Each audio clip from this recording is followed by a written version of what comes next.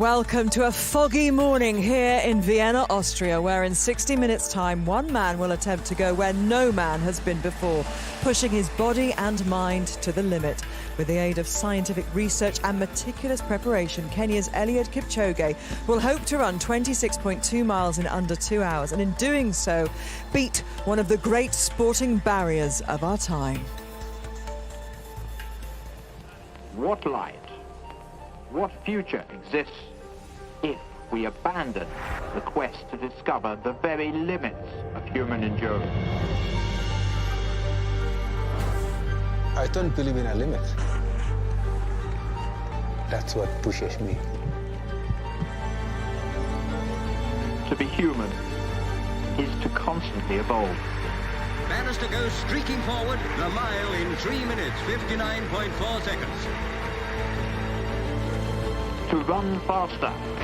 Owens wins in 10.3. To reach further. This 18-year-old girl succeeded where men had failed. Scale new heights, pushing the human body to its absolute physical and mental limits. It's one small step for man. This is what separates us. One giant leap for mankind. As we strive towards a new era of human achievement. It's about making history. Owens is ahead. And Bannister has done it. It's about leaving legacy in this world. Eliud Kipchoge is the world's greatest marathon runner. At 34, he's the official world record holder. He has 8 victories in big city marathons and is the Olympic champion from Rio. And of course, there is that one failed attempt at 1:59 2 years ago in Monza. But this is different. Lessons were learned and no stone has been left unturned in the preparation for this attempt this morning. The sun's coming out, it's burning the fog away, and we've already got crowds, especially around here at the finish, who are all expectant of history being made today in Vienna. And alongside me to look forward to and enjoy what could be a very, very special day indeed, I have Shalane Flanagan, the American distance runner, Olympic silver medalist, and Crystal Arnold, broadcaster from South Africa, who knows all about the importance of this to the continent, and Ed Caesar, a writer who, well, literally, you wrote the book on the sub 2 hour marathon. What you don't know about it, nobody does. So it's great to have you all alongside me here. But Ed, let's start with you and why this is just so significant. Well, the sub 2 hour marathon's considered the Everest of distance running, something that people for a long time thought was nearly impossible, we wouldn't see in our lifetimes. And in the last few years, it's suddenly hoved into view. And, we might see it today, and it's very exciting. It is exciting, but it won't be an IAAF world record for a few reasons. Yes, in order for it to be a world record, it has to be ratified by the IAAF, and there are 3 factors. The first one is Eliud is the sole competitor. There's no one else in the race. Eliud is the only one who's going to be finishing the marathon today. The second one is the fact that he has pacers that are going to be coming in and out of the race. That is not allowed. And then the third factor is that he will be receiving fluids via a bike and not picking it up at a traditional table. Okay, and for the African continent, Crystal, this is huge. You know, he's at the vanguard of distance running, and distance running is so important to so many nations on the continent. Well, distance running and Africa are intrinsically linked, and since 2003, that men's world record has been in African hands. Think of Tergat Gebrselassie, Kipchoge, Kimeto. And just from an African perspective, I think the continent knows that we are ahead of something very, very special. It's almost a turning point in humanity for the continent, and they hold it in such high regard. But it's just as that 4-minute mile barrier, it seemed unbreakable until Sir Roger Bannister defied the odds. And since then, 1,400 or so have been able to reach that mark, including one of the pacemakers, which is very, very special. But from an African perspective, right now, there are young Africans watching and just looking to see what human potential looks like, waiting to be the next Kipchoge. And it is so important to Eliud Kipchoge to have that mantle and to be that role model. He is, of course, the official world record holder. Let's have a look then at how the time has come down significantly from back in the London Olympics in 1908. I mean, breaking 3 hours then, Ed, was a pretty decent effort. I know, but if you broke 3, you got the gold medal, then that's fantastic. And you see here some of the greats of the sport, Bakila, double Olympic champion in 1664. You know, you see how the world record slows up as we get towards 2 hours, and what that tells you, although the hashtag on this event is no human is limited, in fact there are limits. And that's what makes it interesting. Let's find out, what the limits are. Absolutely, and the man who is being charged with that is Eliud Kipchoge. It's his job to show us today what the limits are. Are there any limits? And there he is, just having a little stretch as he's about to get into the vehicle. They're staying at a hotel in the centre of Vienna, and there he is, getting ready for hopefully his cab turns up soon, because every detail on this has been meticulous, so I'm sure his vehicle will be along very, very soon. There are people who are a little bit cynical about this and saying, well, it's not an official world record, and there's so much technology, so much science, that why should we care? But you can have both hand in hand, can't you? Yeah, one doesn't have to exclude the other. Exactly. There is something artificial about this, but that's because they want to see one guy do what no one else has done before. It would be incredibly hard to achieve this in an open race. And so I think there's room in the sport for both, events like this and also like open races. London Marathon's fantastic, and this is fantastic. Well, it's getting a little bit busy around here with the crowds coming, hoping to get back themselves a really good spot to see the finish. But I imagine down at the start there is a flurry of activity, and Razi Chinyanganya is there for us. Well, thank you, Gabby. I have to say, being about 30 metres from the start line, it's a genuine joy and pleasure to be here as a true lifelong athletics fan. And the fog just adds to the mystique and majesty of what will be a historic event. We've actually got a perfect view here of when Eliud and his team arrive. When he gets into that vehicle, as you mentioned, they'll arrive and unload here. And then him and his 7 pacemakers, the initial team, will head over to the start line. And behind the start line is where they'll do their final preparations. But actually, talking of the start line, if you see there are 8 different pieces of masking tape. They've each got a name of an athlete. Now, Eliud will be stood in formation, and he'll be 4th from the left. Now, to his left will be Bernard Lagat, who'll be the captain of that particular formation. Now, he'll take the full brunt of the wind as he runs in. A very, very important job. A 13-time Olympic and world and indoor and outdoor medalist himself. What an incredible amount of experience he's got, and he will need it as he makes his way and they begin up this freighter route there. And no stone has been unturned here. Not only is this a flat course, but even from the climate and the forecast, we've got a very little wind is to be predicted for when they actually begin this. There's also the perfect temperature and humidity. And having spoken to Paula Ratcliffe, she said it's a very personal thing.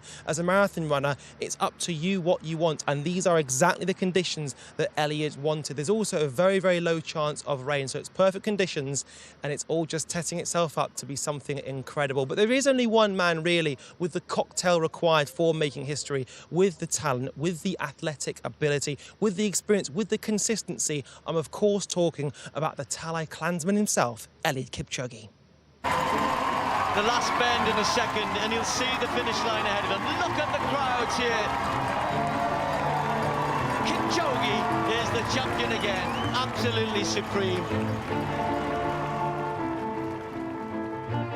This is one man trying to run under 2 hours, which has never been done before in the history of mankind. He's the only athlete in the world capable of doing this. Eliud is the greatest marathon runner of all time. He is 3 times Abbott World Marathon Major World Champion, current world record holder, Olympic champion. He is absolutely the GOAT of marathon running. Eliud is extremely consistent in his life and in his running. He's very disciplined, obviously unbelievable talented. Nice, humble, beautiful person. I think especially the thing about him is his incredible working ethic. This is a man that 365 days in a year focuses on just running. He's carrying with him values that all of us in whatever level in our society or in life can learn something from. Eliud said many times, 100% of me is nothing compared to 10% of the group. I totally believe in myself, believe in my technical team, believe in my teammates, believe in my training, and that's what pushes me beyond the barrier.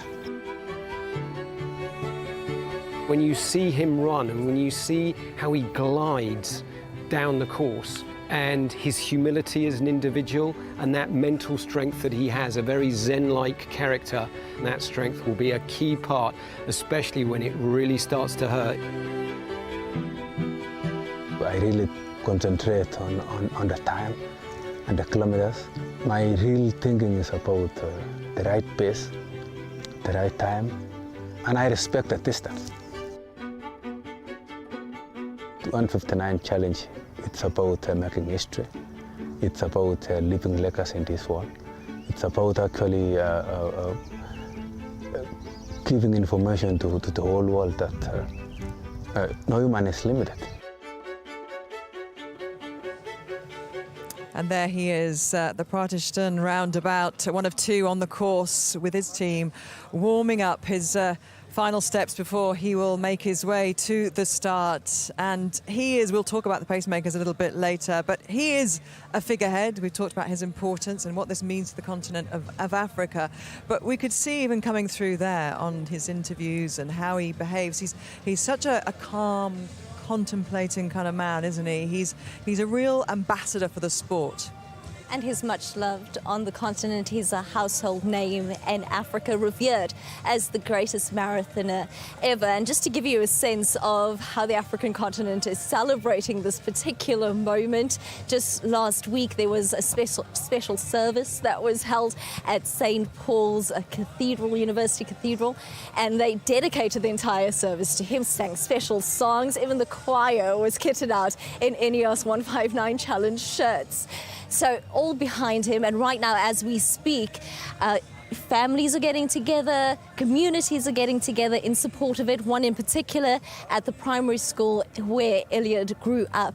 There is a massive screen where supporters are just getting behind this special moment, knowing that we're on the precipice of something important, but also to be able to have that celebration and the confidence that this can fall the greatest barrier in human endurance. And you have been out there, Ed. You've trained amongst his training partners. You've seen where he lives. You've seen what he eats. You've seen how he does it. Just explain a little bit for us and put us into that whole environment. Yeah, he keeps things pretty simple. You know, he's a rich man and he lives in a very simple and austere way for 6 days of the week. He's in his training camp. You know, they wash with water from a well. You know, Eliud mucks in with the chores. Like, he is not a prima donna in camp. And they also have huge fun. It's a great atmosphere. You know, there's a lot of banter, and it looks like they enjoy their work. Yeah, because on those pictures we saw there, they were quite quiet. It all looked quite serious. But you've told us, you know, before that this is, you know, a fun environment, and it has to be if you're going to put yourself through what he does. They are spending a lot of time together, and there are the normal hijinks that you would assume would take place when a group of athletes spend a lot of time together. He's won everything. He is the current Olympic champion. He's the current world record holder. But you get the sense, Shalane, that he sees this as transcending the sport. This is bigger than all of those. Yeah, I look at him as a modern day Roger Bannister. He's done everything there is to do in the sport. And this is the last barrier, the 2-hour marathon. This would be the stamp in his legacy. We don't know how many marathons Eliud is going to run. And I think he sees this as his last attempt at going under 2 hours. Well, you can hear the parties really starting around here. The music's starting. The crowds are getting bigger. We're hoping for about 20,000 later today. Down there at the start, Radzi Chinyanganya, no doubt has a similar environment building around him, and he has got with him from the press and communications team, Ryan Goad. I do indeed, Gabby. The atmosphere is very much building here. It has to be said, the mystique and majesty, as I mentioned earlier, is just increasing here and is really setting itself up to be something fantastic. Ryan, as Gabby mentioned, you are from the London Marathon events. Why London Marathon in Austria?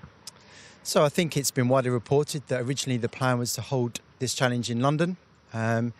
It was quickly worked out that London in October probably hasn't got the best weather conditions. So there was a long search to find a suitable venue. Vienna was chosen because it met all the conditions that we were looking for. And then as a London Marathon events team, we were then asked to come out to Vienna to deliver the course and make sure that operationally everything's running smoothly. And with that in mind, the London Marathon is a well-oiled machine. This is the first time it's happened here. What challenges has it given you? Yeah, obviously this is very different to London Marathon. London Marathon has more than 40,000 people running every year. This is just 8 runners out on the course at one time. This is a closed-loop circuit. There's 4 circuits. There's very intricate details around timing. This is a very different project to the London Marathon. We've had an amazing team working on this, for 6 months now. It's been pretty much full on, but we've got, we take pride in being one of the best events management teams in the world, and our teams have really worked hard to make sure that no stone has been left unturned in getting this right for Eliud on the day. And just finally, Ryan, will Eliud do it today? I think he will. Everyone is really positive. We've got great belief in him. We know what we can do. He's won London Marathon 4 times. We believe he can make history. No humans unlimited. Well, the historic event is almost a year in the making, and while it's Eliud and his team's job to do the hard yards, to do the thousands of miles it takes to get them to the start line, there's another team behind the team. You saw Ryan there from the press team, and so many scientists and researchers making sure that all the meticulous preparation is exact and complete. And one of the most important jobs was choosing the location. We did a pretty comprehensive search, and we had some criteria that was set by the performance team and by Eliud himself in terms of what he was looking for. And they ranged from sort of climatic conditions and environmental conditions to things like heat, temperature, precipitation, wind. You don't want too much altitude. You want not too much time zone change between Kenya, where Eliud lives, and the course. Many of those factors came together here in Vienna. We have a course that over a 4.3 metres of dead straight road only has an incline of 2.4 metres. It is probably the straightest piece of road I have ever seen. The quality of the air in the Prater area of Vienna is stunning. For humidity, we want something like 80% humidity. And for the temperature, it's a range of around 10 degrees, where he feels most comfortable. Having a crowd is absolutely crucial. Giving him that encouragement is going to be a huge, huge boost for Eliud and for all the pacers as well. The pacing for the marathon, we are looking at one constant pace all the way through, from start to finish. That will be a 250 pace per kilometer, so 21 kilometers per hour. He will start in that kind of pace and try to hold on till the finish line, and if all goes well, maybe increase a little bit the last kilometers. We have the pace car, which sets the pace for them. We have lasers beamed onto the surface of the road, so allows them to maintain their stable position. He'll receive his drinks from a bike rather than taking them from a table, as it would normally do. How much he consumes is actually closely monitored by his nutritionist, and we'll be measuring every time that he takes something from his water bottle and tosses it. They will actually pick it up so that he can weigh it and know how much that he consumed and then manage his intake. Team is so important in this. He surrounds himself with the best athletes, the best nutritionists, the best psychologists, the best training partners. Science is wonderful, but is supporting the desire and the heart. Without desire and heart, you don't go anywhere. So here we are in Vienna, the perfect location, and that will be run 4.3 kilometres, 4.4 times with 2 roundabouts, one at either end, one 800 metres, one 200 metres. The Hauptallee is perfectly flat. It's surrounded, shrouded with trees, so that will block out any weather that wasn't expected, although the wind appears to be non-existent today. The leaves are not blowing at all. It couldn't be better for Eliud Kipchoge this morning. This is exactly why Vienna was chosen. I mean, when you saw the window, the 10-day window and the weather, this seemed to be the optimal day in the window, and it was the day that was the preferred date. The gods are smiling at the moment.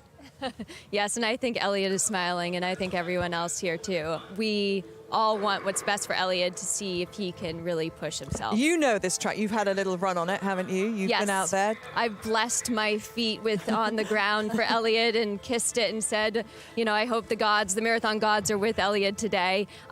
It is perfect for running. It is a brand new surface for most of the course. It's 90% straight running. There are just 2 roundabouts, one being 800 meters and the second one being 200 meters, so there's no momentum lost. And crowds are going to be here. 20,000 expected. The Kenyans are there already with their flags, Crystal. And that will be a big difference to Monza. And that's really important to Eliud, to have that support, have that cheering, hear the crowd. He certainly knows the power of the crowd, and this is such a cosmopolitan crowd, hailing not only from Kenya, but also the locals have gotten involved. I've spoken to some fans that have come from the Gold Coast and Boston, but the reason he knows the power of the crowd goes back to Berlin. For that world record, he ran the last 17 kilometers solo, and the thing that was getting him through those kilometers was the crowd. He said of the crowd that it gave him strength, and hearing them cheer was music to his ears. And focusing on something completely different, his apparel. Obviously, we know technology goes into sportswear and has done for a very long time, but we shouldn't underestimate what's going on his feet and how important they are, those trainers. I don't think we should kid ourselves. I don't think this would have been possible to try and go under 2 hours 5 or 10 years ago. The technology's developed so fast, and he's in the latest innovation. He's in shoes that no one else has ever run before, and it's a step change from where we were even 2 years ago. And so we're talking about maybe a few seconds, which in this context is an enormous amount of help. Could be vital. Okay, well, an elite group of the world's best runners have been hand-picked to be the pacers today for Eliud Kipchoge, and they are some of the greatest at the distances that they cover. World record, world champions, Olympic champions out there as well. But it's not just who's been selected, but how they've been trained to do it that will be key in breaking that barrier. The pacemakers are critical for Eliud to run as fast as he needs to. Pacers have two functions really: maintain the pace for Eliud and create an aerodynamic advantage in the positioning and the formation of the pacers. We've tested almost 100 different runs with the computer simulations, and numbers of them in the wind tunnel. And so we've done a lot of homework into finding the best one for him. It's a formation that nobody's ever run in before. It's designed completely different because we're trying to protect one runner. Every lap, he's also going to rotate the pacers twice.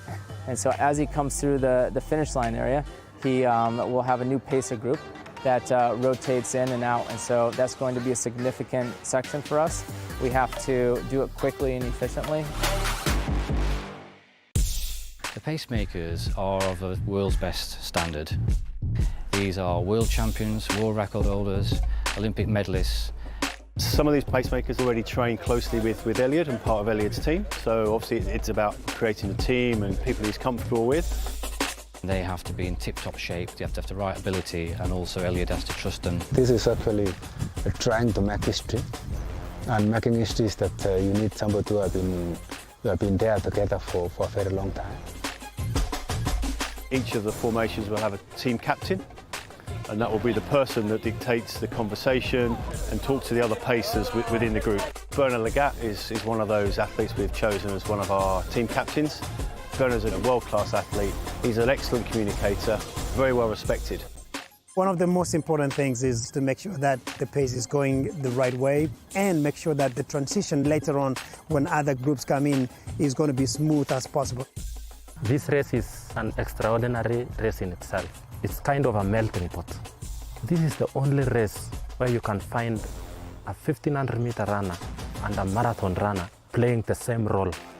We've worked intensively over the last 6-7 months to ensure that we have every element covered for Eliud in terms of the selected pacers that we've chosen for the attempt. The performance gain for it is huge. It could be the difference between running inside 2 hours and running 2 hours 1, 2 hours 2. Let's talk a little bit more about the formation that the pacemakers will take, because it is a beautifully choreographed thing, isn't it? And it is very innovative, Ed. Yeah, I think it's going to be the most striking thing about this attempt. They're going to run in an open V shape in front of Eliud. So 5 guys, widest at the top, and then 2 guys behind him. And you can see that Bernard Lagat is going to be right in front of Eliud Kipchoge in that formation, and he's going to be taking most of the hit. The idea is that you create a little bubble of air around Eliud Kipchoge. so that he's not getting any drag, or he's getting much less drag than he would do. And that there, the C, is what it usually refers to on a kind of sports caption. In this instance, you might think captain, but Bernard Lagat is the captain of that team. There are different teams, and each team has a captain. I guess their job is to make sure that, as I mentioned there, this choreographed shape is kept in line. And if anybody, steps out of line, they'll be given a little bit of a warning. Yeah, I think it's, it's so precise. I was talking to the guy that did a lot of the aerodynamic work. He said 12 centimetres to the left or right makes a significant difference. 12 centimetres when you're running. You don't want to be that man, do you? You don't. And how, I mentioned how they're coming in and out of this, their changeover. That will be a really fascinating thing to watch. It has to be precise, has to be perfect. It has to be perfect. I make the analogy, it's like a NASCAR pit stop. Instead of exchanging tires, we're exchanging runners, and they have to flow in and out as quickly as possible and not let Eliud take too much of the brunt of the air, because as we know, he's conserving energy. That's why these athletes are here protecting him, to conserve energy so that he can break the barrier. But the biggest key, don't trip up Eliud. So be as cautious and careful as possible. You absolutely don't want to be that man, and that won't happen because you've seen them practicing and rehearsing. But this is a truly global bunch of athletes, isn't it? I mentioned gold medals, world champions, Olympic champions, and the range as well, Crystal, of distances. Yeah, I mean, just so varied, from about 10 countries, 41 pacemakers. But you speak about those pacemakers, they also are, some of them, so close to Eliud. He trusts them. There's a sense of camaraderie, but also a sense of family amongst them. And just from the caliber perspective, you have Augustine Kipchoge, who is such a close friend of Eliud. He'll be running those final 10 kilometers in that pacemaker set. But you have the likes of Paul Chelimo, who was a silver medalist at the Rio Games. There's also Noah Kipchoge, who is known for his pace in the longer distances. It's such a high caliber class of pacemakers to get him to that mark. And the pace, just to put it into context, if you're at home watching, thinking, what does that feel like to run at that pace? Well, if you know 100 metres will be done in 17 seconds, so every 100 metres is 17 seconds. So that's an easy distance for you to go out and have a go at. And I love this one. The average UK man runs the park runs that take place every Saturday morning at 29 minutes and 8 seconds. Eliud Kipchoge will run every 5K in 14 minutes and 13 seconds, which is just phenomenal. If you want to know more about the pace and the pacers, and indeed all the details that have led to this event today, the second screen might be the place for you. Here's how you can find it. Eliud Kipchoge's challenge can be followed live right around the world on television, YouTube and INEOS159challenge.com. Check your local channel details for TV or go to the INEOS 159 Challenge channel on YouTube. But there's also exclusive second screen opportunities available. So wherever you're watching, be sure to have INEOS159challenge.com running on a second device, because there'll be background content and behind-the-scenes clip during the challenge, all signposted from YouTube and some global TV programs. As well as social feeds, there's a platform of user-controlled on-screen options that puts you in control and lets you decide what information, maps, social feeds and data you want to see with the pictures as this dramatic challenge unfolds. So, wherever you're watching Eliud's history-making marathon attempt, TV, website or YouTube, you stay in control of the data and information you want at INEOS159challenge.com.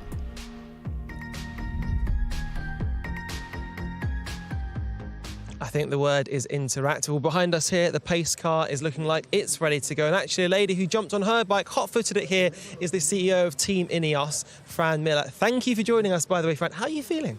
Excited, actually. It's been such a long build-up. So 5 months I've been working on the project now, and it feels like 5 minutes and 5 years all at the same time. But yeah, very excited. I mentioned your role as CEO of Team INEOS. What does that mean ostensibly? So I basically look after the cycling team. So Jim Ratcliffe is the owner of America's Cup team, which is INEOS Team UK, and he recently acquired what used to be Team Sky, and it became Team INEOS in May, and I'm the CEO of that team. So 7-time Tour de France winning team. A pretty successful team. I imagine it's presented a lot of challenges, but also must be a real joy and privilege to be part of this. Oh, phenomenal. You know, I mean, I've done some incredible things in my career, but I've always worked in cycling, so I don't really know much about running. I didn't know much about it when I came in. I know a whole lot more about it now.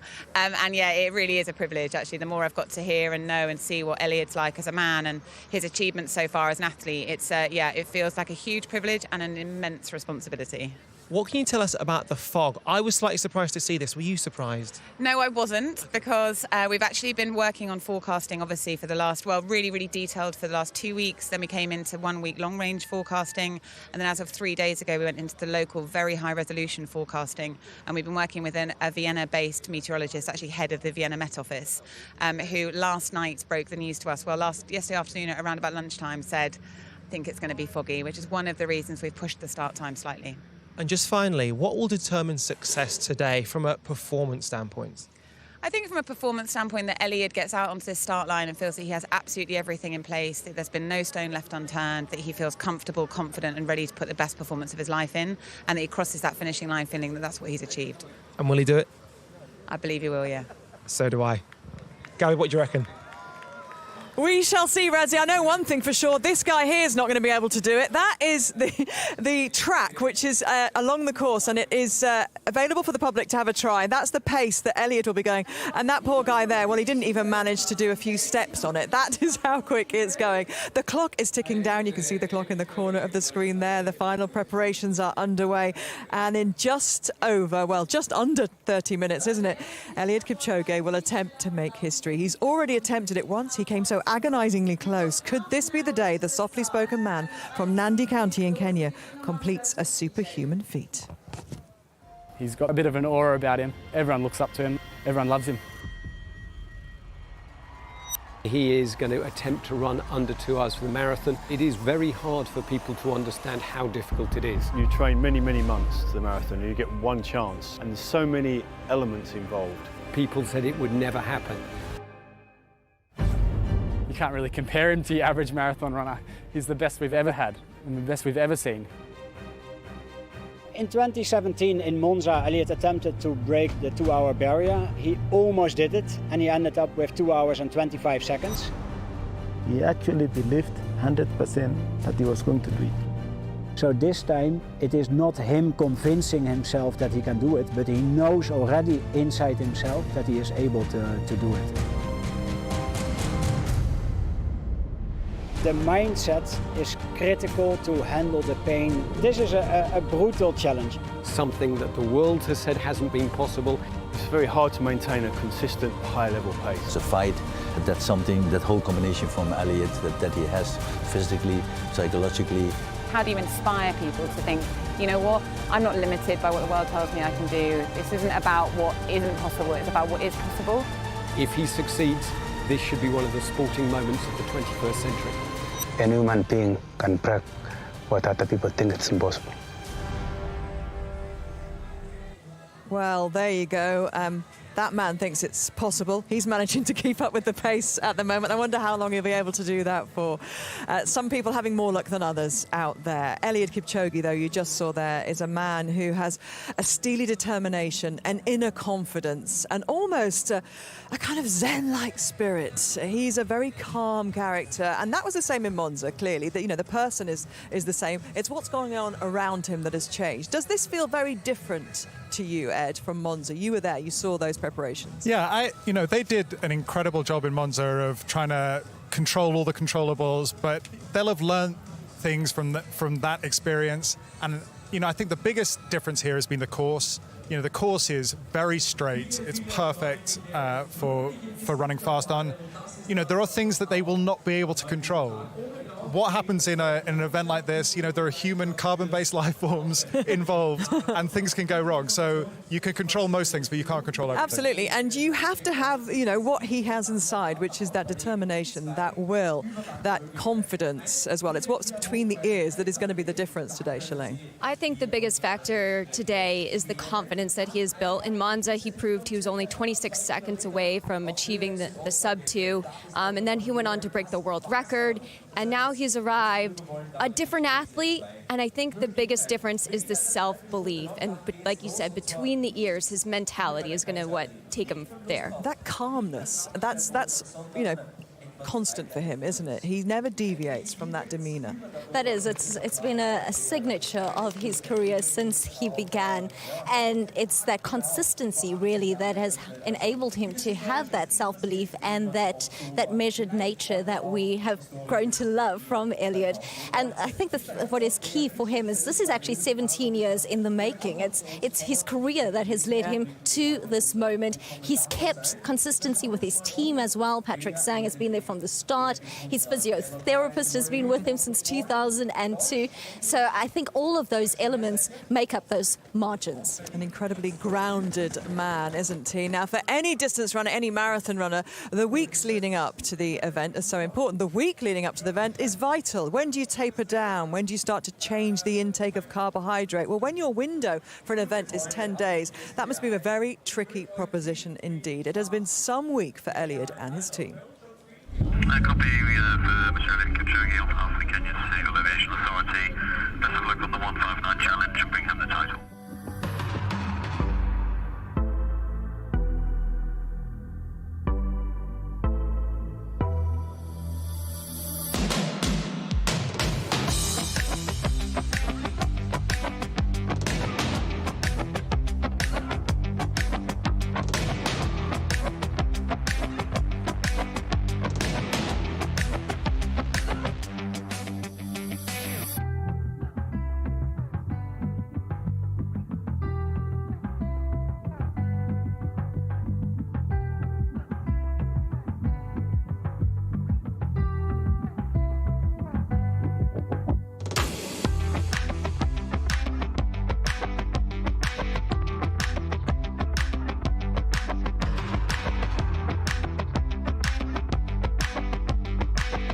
You know, in this world, there is nothing called 100%. But I can assure you that I am calm and I really looking forward for Saturday.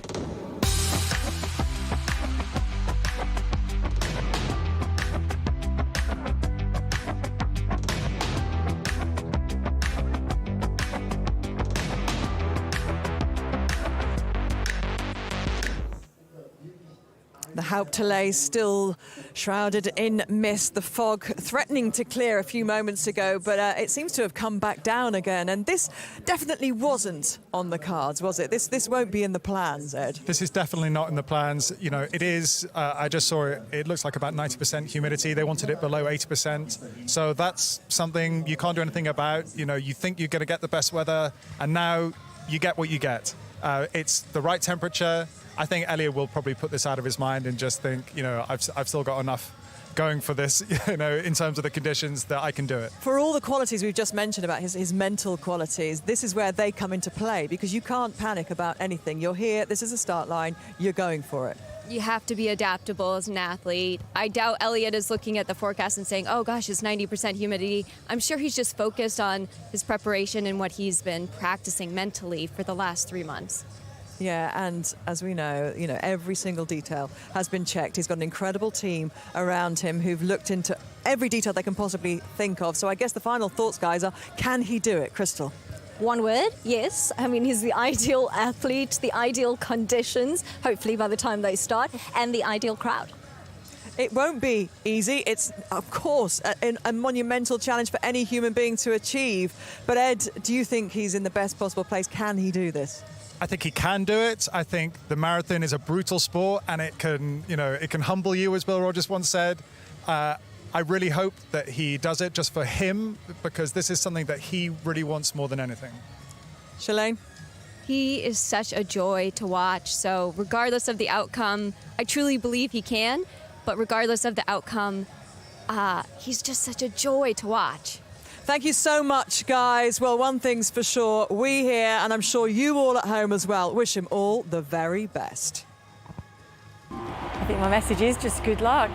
Just give it everything that you've got, and all of the preparation, everything has gone into it. But ultimately, when it comes down to it in the race, it all comes down to Eliud and how much he's got on the day, and just judging his effort and his body and what it can give to perfection. Good luck, Eliud. It's amazing what you've achieved so far in your career, but this is the biggest challenge and you have an amazing team behind you and the preparation that has gone into this. We all know that you can do it and now it's time to prove it to the rest of the world. So go for it. Eliud, good luck. The eyes of the world are watching you. We believe you can do it. Have the most amazing run of your life. Eliud, I just want to send you all the positive energy from France, from Nice. Wishing you all the best and strongly believe that you can do it. There is no limit and nothing is impossible. Hi Eliud, it's Chris here. I just wanted to wish you all the very best for the big challenge ahead. I believe in you. Twende rafiki, sistafanya hizi kitu. Twende.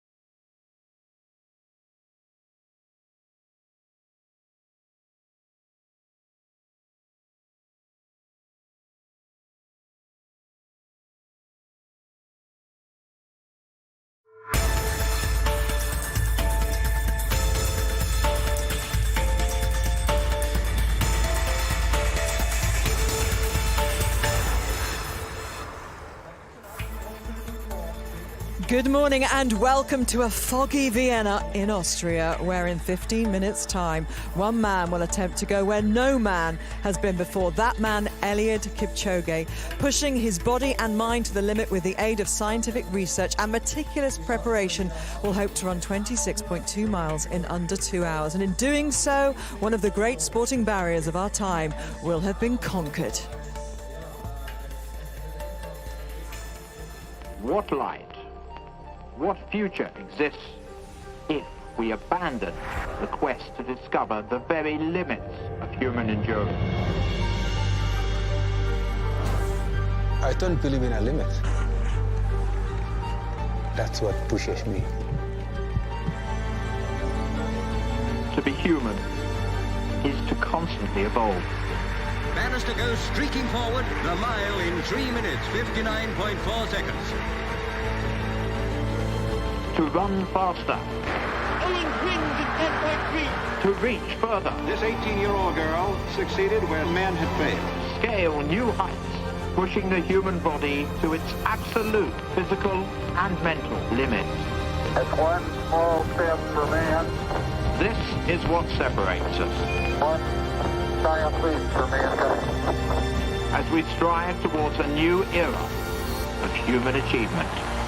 It's about making history. Owens is ahead, and Bannister has done it. It's about leaving legacy in this world.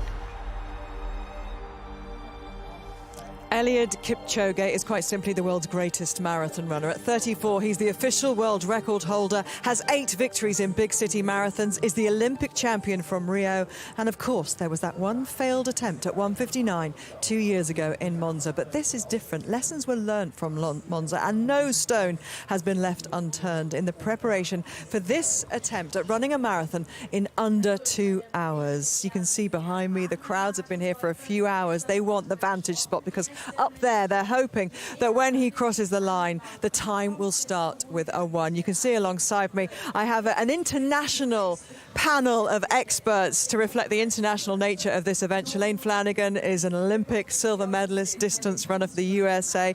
Crystal Arnold, a broadcaster from South Africa, knows all about the significance of this to the continent. And Ed Caesar, quite simply, wrote the book on it, the sub-2-hour marathon, of course, I'm talking about. Ed, the scale of this event for one man is just huge, isn't it? The detail and everything that has gone into it. If I were Eliud Kipchoge right now, I'd be a little nervous. There are thousands of people who have just focused on his performance in this race. And if he does it, it could be incredible, the Everest of distance running. Absolutely. And of course, this is a record which won't be an IAAF record, but is so significant to running, isn't it? It really is up there in terms of a 4-minute mile type moment. He is the modern-day Roger Bannister. This is a huge moment, but it won't be ratified because there are 3 factors. Factor number 1 is that he is the only competitor. Number 2 is that he has pacers that are going in and out of the race, and then he's being handed fluids as opposed to picking up from a table. And of course, for Africa, this is massive. Distance running is absolutely the sport that everybody follows. It's what everybody wants to know about, and he's at the vanguard of that. Yeah, distance running is intrinsically linked to Africa. Africa's dominated. I mean, since 2003, the men's world record has been in African hands, and I think that the continent knows that they are on the precipice of a human-changing event. It's a moment that is being celebrated right now in the continent. Just to give you an idea, last Sunday, multiple church services in honor of Kipchoge, with songs being sung by choirs who had shirts that said 159 INEOS Challenge. And right now, a particularly special event in the primary school in the village where Kipchoge grew up is actually a massive screen. They're watching us right now, getting ready to celebrate this monumental, historic moment. Well, he is an absolutely complete athlete, a superb athlete. But it's not, of course, just Eliud Kipchoge. He's just at the front of a huge team behind him. And 4.4 kilometres away, down at the start, Radzi Chinyanganya is with the man who has been the inspiration for putting all of this together, Sir Jim Ratcliffe. I am indeed, Gavin. We've been talking about how excited we genuinely are for this. The guys seem ready. This is special to Jim. Yeah, super special, yeah. I think Eliud's very up for it. He had a good night's sleep, and I've just met him, and he's looking very cheerful. Yeah. How did this all come about, by the way? Because without you, this wouldn't be happening. Well, I've always been interested in running, you know, and it's obviously it's one of those great sports, and you know, something that everybody does. And we were on a motorbike trip in South America, having a beer, and was sort of, you know, talking about things really, and it popped out the conversation. And, well, yeah. The result of that is a sense of unity, because seeing the guys here, I'm an athletics fan, it's very rare that you see guys come together. Just over the fence there, we saw the guys come together, and I think they were all praying together. There's a real sense of unity here. Yeah, and I think it's very unusual for all the runners. I've met quite a few of the pacers, and they're really buzzed about this, you know, this whole challenge. But it's unusual for them because, of course, normally it's a solitary. You know, they're running for themselves. It's a solitary sport, not like cycling where they cycle in a group and they eat together and they cycle with the same team. So, I mean, it's almost a different sport for them to all come together and work for a common cause, and they're all really excited about it. And of course, in addition to that, Eliud is a really nice guy. So he's they all like him. So they're all completely committed to getting Eliud through this, this remarkable challenge. And I was just saying before we came on air that I certainly wasn't around in 1968 when Jimmy Hines broke the 10-second barrier for the 100 metres, but we will hopefully be around to see history happen here. What would it mean to you? Oh, I think it'd be. I mean, it's the last great barrier in athletics. I think really we've had the 4-minute mile and 10-second 100 metres, but the 2-hour marathon is just. I mean, it's unthinkable. I think it's superhuman to be able to run at that pace for 42 kilometres. 2 minutes 50 per kilometre for 42 kilometres is superhuman in my book. It really is special. Thank you for your time. I won't hold you up anymore. You said you want to be watching the start, and we're not going to miss it. I do. Thank you. Cheers. Yeah, it's a real passion for Jim Ratcliffe, and he knew putting this together after he'd met the man himself that there was only one athlete who had the experience, the knowledge, and it was so perfectly poised and ready to do this and make an attempt today, his second attempt, and that man is Eliud Kipchoge. Kipchoge is the champion again, absolutely supreme. This is one man trying to run under 2 hours, which has never been done before in the history of mankind. He's the only athlete in the world capable of doing this. He is 3 times Abbott World Marathon Major World Champion, current world record holder, Olympic champion. He is absolutely the GOAT of marathon running. Eliud is extremely consistent in his life and in his running. Very disciplined, obviously unbelievable talented, nice, humble, beautiful person. I think especially the thing about him is his incredible working ethic. He's carrying with him values that all of us in whatever level in our society or in life can learn something from. Eliud said many times, 100% of me is nothing compared to 10% of the group. I totally believe in myself, believe in my technical team, believe in my teammates, believe in my training, and that's what pushes me beyond the barrier. The 159 challenge, it's about making history. It's about leaving legacy in this world. It's about actually giving information to the whole world that no human is limited. What's clear, Shalane, is that Eliud's desire to achieve this almost transcends the sport. He's got the gold medals, he's got the world record. He would like to win another Olympic game, but he's done that already. He understands that this is something that will leave a legacy like no other. Exactly. This is a stamp in his legacy. He's done everything else there is to do in the sport. And I think he wants to inspire the future generation, and this is his platform. And what does the athletic community think about that? I think everyone's inspired. I mean, when you're in the presence of Eliud, you just feel his presence and his inspiration, and his running just speaks for itself, and everyone wants to be like Eliud. The progression of the marathon, obviously he's the man that holds the world record, but when you look back to the early part of the last century and you see it come down from just under 3 hours to where we sit now, people will say, well, what next? How far can it go? Are we at the edge right now, Ed? I think physiologically, we are pretty close to the edge. When you look at the screen and you see how those times have come down, you see it slowing up as we get towards 2 hours. And that's because, the best athletes are not reaching the edge of what's actually possible. So Yeah, we're close. Let's just see how close. Absolutely. Even if it's a few seconds underneath, it will be a remarkable achievement. Now, for any distance runner, any athlete, the week leading up to your event is vital. The weeks leading up are vital, but it's that tapering down, when to change your carbohydrate intake, all of those things. When you don't know exactly when your race is going to happen, well, that must throw things into chaos for any team. Not this team, of course. Today was the preferred date, and the weather gods collided, and they decided, yes, it was going to be Saturday the 12th. But it has been a really interesting week since they left Kenya. Copy, we have Mr. Eliud Kipchoge on behalf of the Kenya State Elevation Authority. Best of luck on the 159 challenge and bring home the title.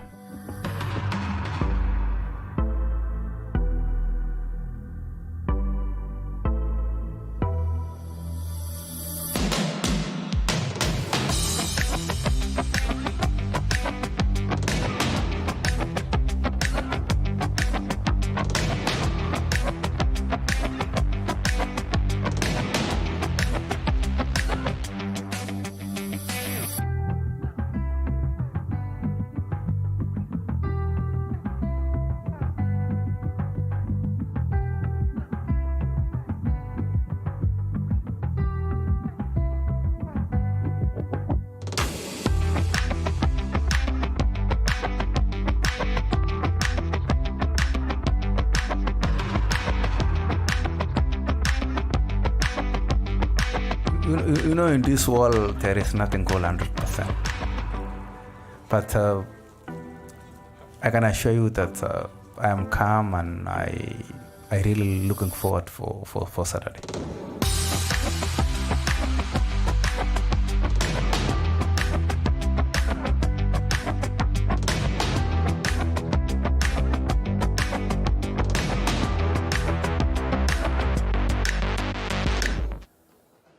Every I has been dotted, every T crossed, everything thought about that possibly could be.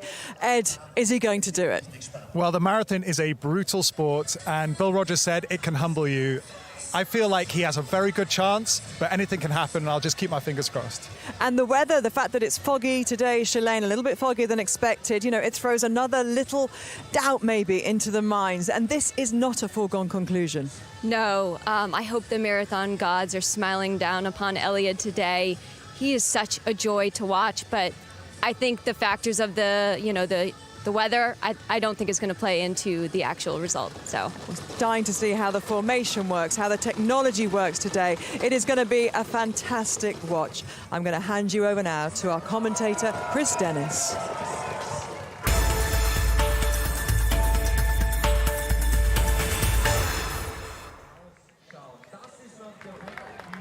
Well, the waiting is over. The moment has arrived. And there we are on the start line, on the Reichsbrücke, which straddles the Danube, that majestic river that flows through Vienna. And there the first group of pacemakers. We'll talk you through them in great detail. Shalane and Ed will be joining me very, very shortly. And we are just moments away. And there he is. You know, thousands, if not millions of people will be going out for a Saturday run today. Well, this could be the most famous Saturday run the world has ever seen. And it's all about this man, Eliud Kipchoge from Kenya. They're the pacemakers. Bernard Lagat is the captain. And let's just remind ourselves of the formation of these pacemakers. There are 5 teams of 7, and that is the open V that Ed was talking about, with EK Eliud Kipchoge at the heart of it, and 2 wingmen, if you like, behind, all guaranteed to take the wind resistance out of Eliud's performance. 5 team captains. The first of them, Bernard Lagat, he's 44 years old. He's the oldest of the pacemakers in action today. The youngest is just 19 years old.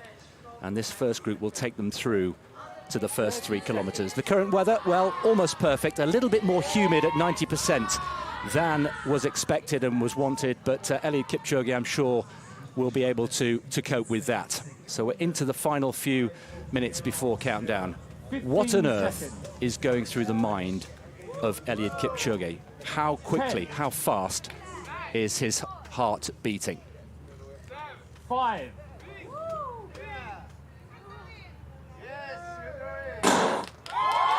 We have liftoff. Apollo Kipchoge is up and away, and the challenge, very easy to say, to run 26.2 miles, 42.2 kilometres in under 2 hours.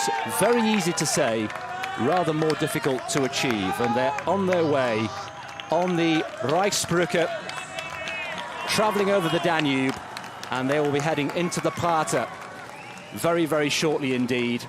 Shalane and Ed have joined me in the commentary box, and Shalane, former winner, of course, of the New York Marathon just, 2 years ago.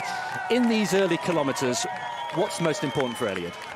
Right now, Eliud is just completely relaxed. He is just in a state of flow. He's just locking in to the pace. Really, no mental energy is going to be wasted right now. It's almost kind of trying to fall asleep a little bit. He's just looking at the back of his pacers, looking at the back of specifically Bernard Lagat right there. They've been practicing all week these formations. He's very familiar with these guys. He's very comfortable. So he's just finding his rhythm, settling into pace, turning off the brain, saving all that mental energy for when it really starts to get tough and hurt, which is inevitable in the marathon. So into the second minute of this extraordinary challenge here. And of course, the crowd is really building already. We're expecting 20 to 25,000 people lining the route. It's absolutely perfect. It's tailor-made for spectating here. The Prater, the green lung, if you like, of Vienna, the largest park in the capital city of Austria, is going to be packed here. It's perfect. There's not a breath of wind. We're looking at beautiful autumnal colours, and they make their way. Ed has joined us also in the commentary box. We're going to talk about the pacing in great detail throughout the next 2 hours, Ed, but just give us a sense of how revolutionary this open V formation is. Well, it just looks like it shouldn't work. They're running with this wide front, and it's a reverse V, and you think, well, how can that work? But everyone tells me that it reduces drag on Eliud, and they've done all the testing that they need to do to ensure that it's actually the optimal formation.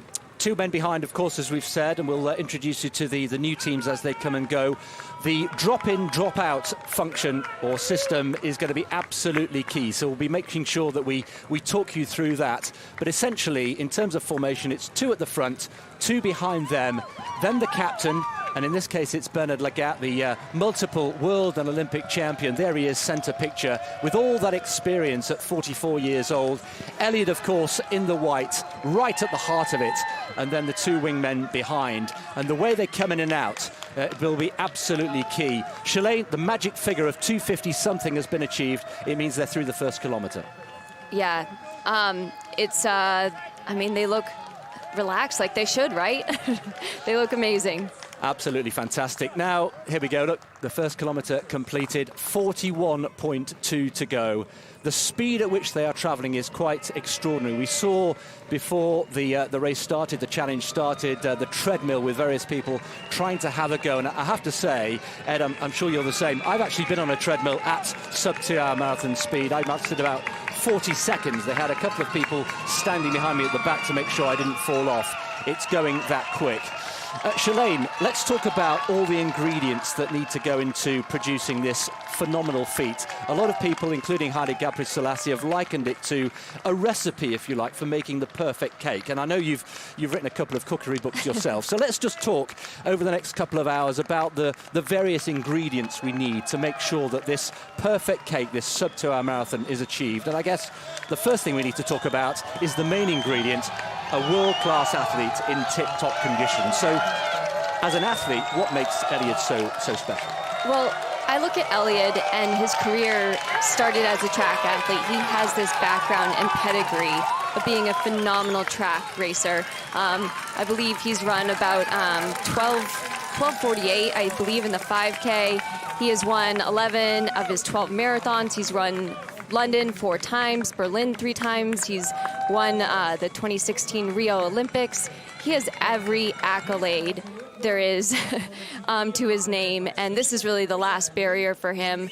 But all of that training over his career is setting up the stage for today.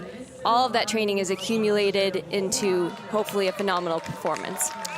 And Ed, you were in Monza like Shalane.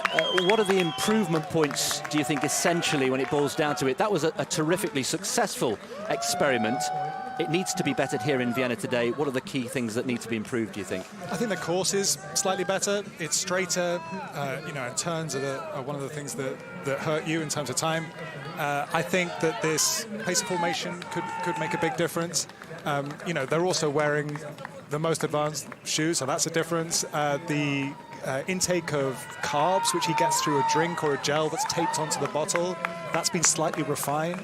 So the important thing is that he's not going to hopefully run out of fuel. So all these tiny little tweaks are helping him along. I believe he's consuming the Moritin gels and fluids every 5K, and I believe it's like about 250 milliliters is what he'll be consuming. Right, we'll see that. And we've just out of picture, we've actually got Valentin Treuil, who's the performance manager. He's the athlete manager. He will be on the bicycle, who will be handing the drinks to Eliud and the gels, and we'll talk you through that when it happens. We're looking for, about 7:50 or so, aren't we, for the first 3 kilometres when the pacemaker teams will change. Just a quick word about Eliud Kipchoge, the man. We've heard how humble he is, how disciplined, how down-to-earth he is. You've spent some time out there. What is he like as a person? Well, he is humble. He also has to have a certain amount of self-belief and arrogance, if you like, when he gets into races. He knows he's going to do it. So you don't win 11 out of your 12 marathons by not having belief in yourself. So he has a great and humble attitude to life in general. He gets on pretty well with his teammates. He mucks in with chores. He's a much-loved person in his training camp and around Kenya. But, when he's out there today, he's the boss, which is what he also gets called in camp. So, he's just switched into boss mode right now. He is a phenomenal person as well as a phenomenal athlete, and there he is just bunched in behind the pacemakers. The absolute trust between all 8 people at any one time cannot be overstated. Bernard Lagat there, right at the heart of it, the initial captain, and he will be handing over shortly to the second team, and Eric Kiptanui will be the second captain. And there are 9 stages altogether. The formation, barring any unforeseen circumstances, the formation will remain the same throughout each of the teams. And the one constant throughout of all this, of course, is Eliud himself. Eliud Kipchoge there in the white at the heart of things. Back to Eliud the person. I mean, you mentioned the fact that he's a man of the people. He takes his turn, doesn't he, at chopping vegetables and cleaning the toilets. He doesn't live at home when they're on camp. He just lives a few kilometres away, but he insists on being part of the group all the time. Yeah, and I think that's the key thing for him is just to keep doing the same things that have led him to this point. So he's not had his head turned by making a lot of money.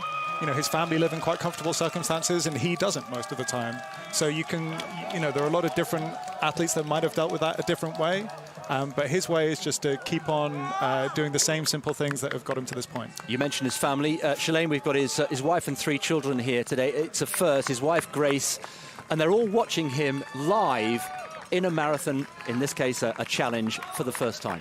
Yeah, Grace is, he calls affectionately his family his ignition key, which is a beautiful term. His wife, Grace, he said, is his main supporter. She takes care of the family farm and the 3 children, Lynn, Griffin, and Jordan.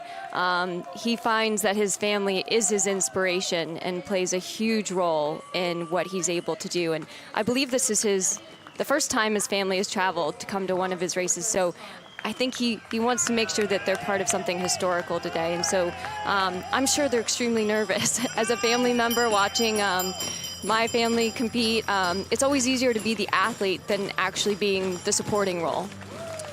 Well, 3 kilometres approaching, so we're expecting a change, Ed, very shortly of the team. Yeah, and I, for one, of this formation, it looks strange and it's wonderful. You see Jack Rayner there with a fabulous sort of 1970s style moustache spread across his face, giving this a sort of nostalgic feel. This is what the organisers are calling a kind of a K shape.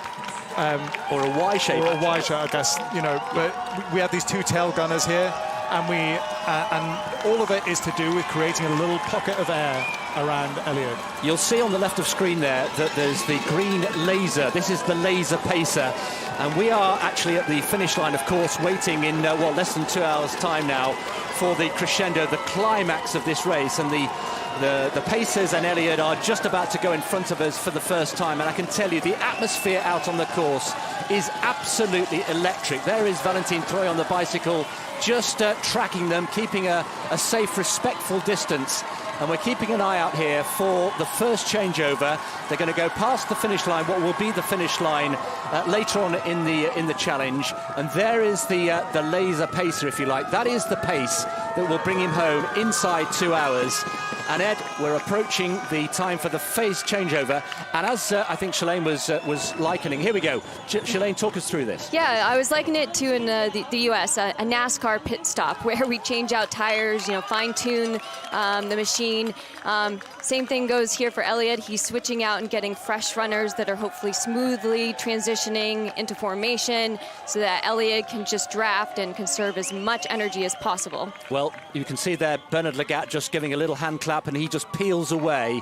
And Ed, as a first transition, and here's the new team taking over, Team 2, with Eric Kiptanui now taking the Lagat role as the captain, just ahead of Eliud himself. Ed, for you, how smooth was that? That was pretty smooth. And did you see that Bernard Lagat hung around there? So everyone else in the team dropped out. Bernard Lagat stayed in front of Eliud to give him the protection while the other team swapped in, and then he swapped out last. Shalane, just talk us through one or two of the highlights of this second team here. Paul Chigimo in the group. So Eric Kiptanui, though, he is taking brunt of the work today. He's going to be doing the second, sixth, and eighth transitions. He's a half marathon specialist who is the sixth fastest man ever over the half marathon distance. He's run a gaudy 58:42 time that he clocked to win the 2018 Berlin half marathon. He's also won the 2018 Barcelona half marathon and the 2019 Lisbon half marathon. This man is a specialist, like I said, in the half marathon, and so he's going to be doing a lot of the work today. One of the constants actually in this, apart from Eliud in that first changeover, is that Emmanuel Betts and Gideon Kipkeita have stayed as the wingman at the back end. Okay, yeah, I was not expecting that. I thought the whole team were going to change, so just goes to show. Yeah. So they're doing a proper stint here. That's 10K. What is that? 29 minutes? 28 minutes, roughly, right? 29 minutes. Yeah. Yeah, something like that. So that's going a good lick. So they're getting a workout. We're getting a good view here of the parter. We heard in the build-up to the challenge starting how important this course is. At the moment, we're on target. We will be bringing you, of course, the projected time as we go through this extraordinary event. 1:59.50 is so far the projected time. An interesting hearing from Valentin Troy, who's the gentleman there on the bicycle, who will be handing the drinks to Eliud Kipchoge throughout this challenge. Interesting to hear him, Shalane, say that they're aiming for 2:50 pace, 2:50 per kilometre as a constant throughout the race. Yeah, and that's intriguing to me because, I heard that there was talk that, he's going to go for sub-2, but what if Eliud wants to run faster? Will he be able to dictate the cars and the pacers to go actually faster than 2:50 a K? We'll see what happens, but yeah, having a nice, consistent pace is optimal for running fast. You always want to run consistent all the way to the finish, or you want a negative split where you run the second half faster than you do the first. Well, one of the big landmarks coming up is the 5-kilometre split. The clock approaching 14 minutes, as you can see there, bottom right of screen. And if he's on schedule, he should be hitting 5 kilometres in 14 minutes and 13 seconds. And as Gabby was saying before we started here, just contrast that to what the average person does, certainly in Great Britain and throughout Europe, in a park run, 5 kilometres. Many people watching today, of course, will be watching the INEOS 159 challenge and then going out to run a park run themselves. So Eliud Kipchoge should be now hitting the 5-kilometre mark. Ed, how is he looking? I think he looks pretty good, but then he always looks pretty good. So let's see what, they say in Kenya the race starts at 35.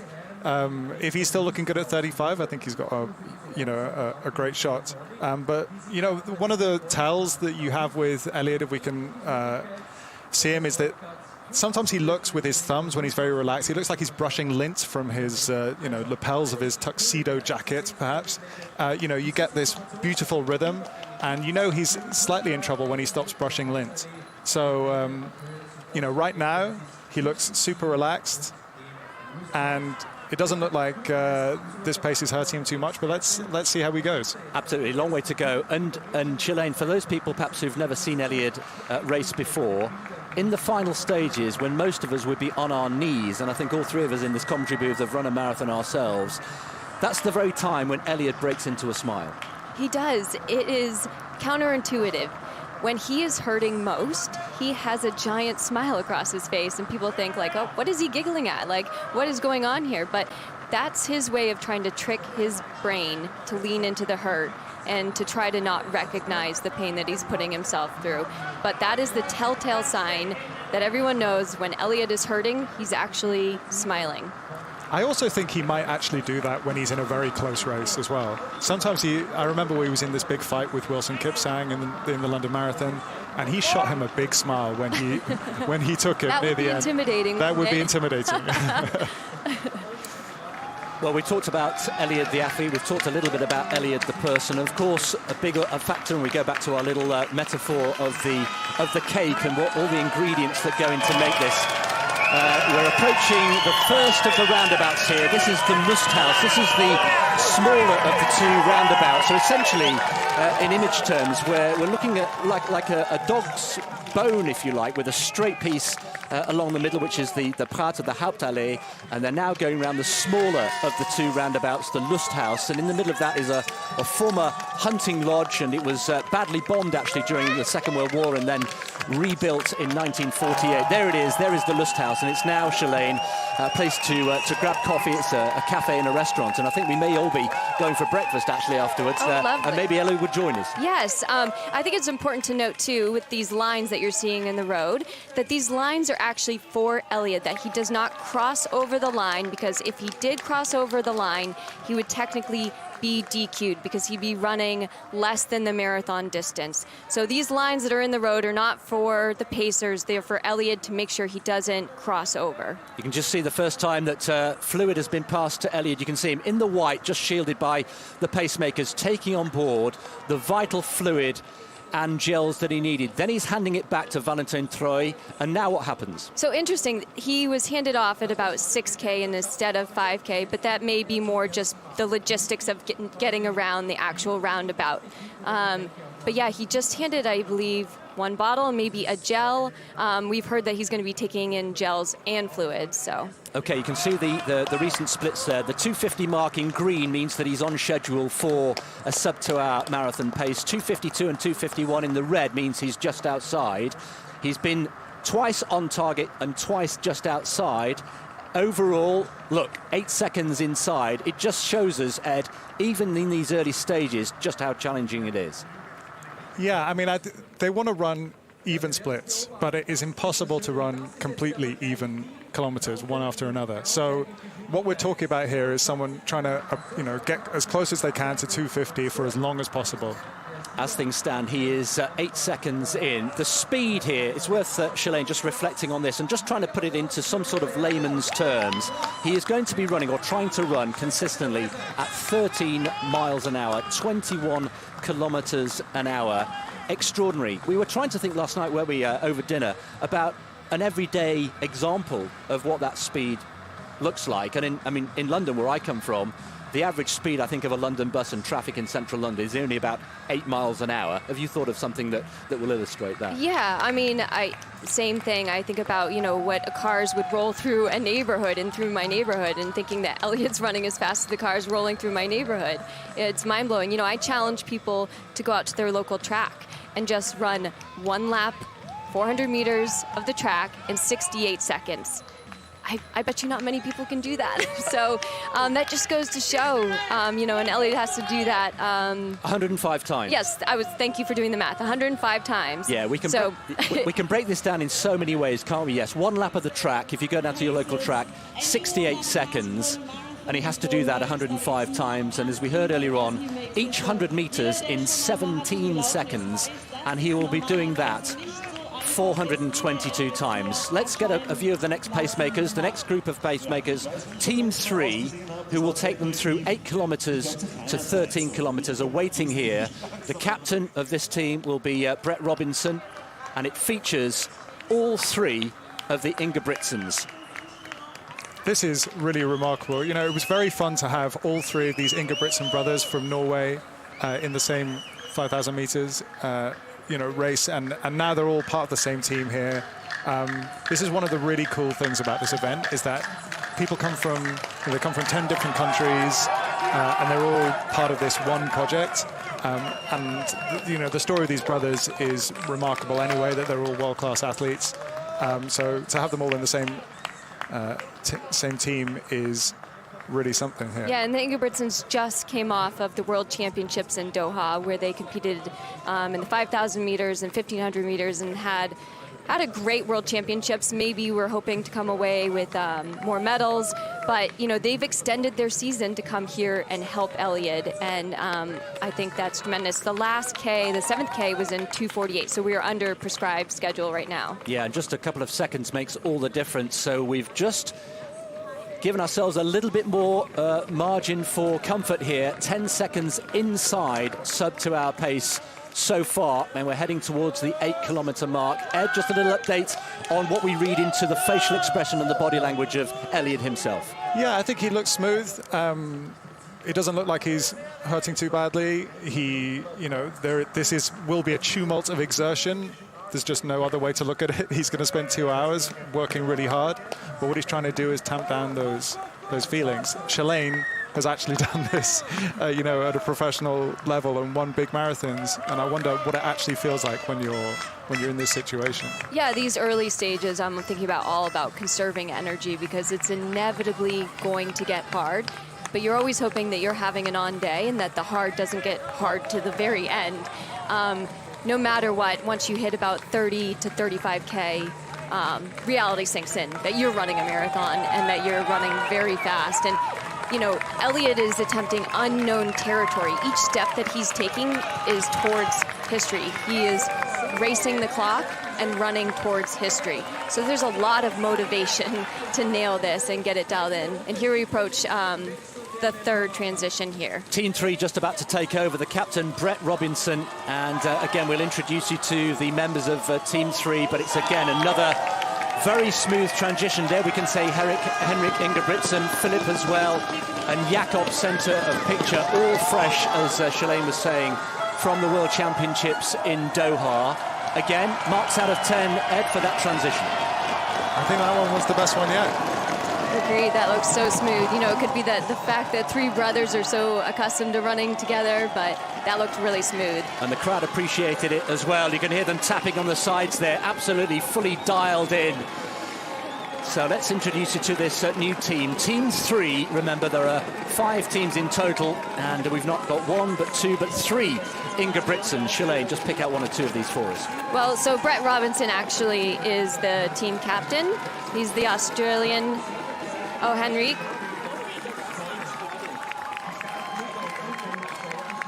Stanley Kebanay as well from Kenya.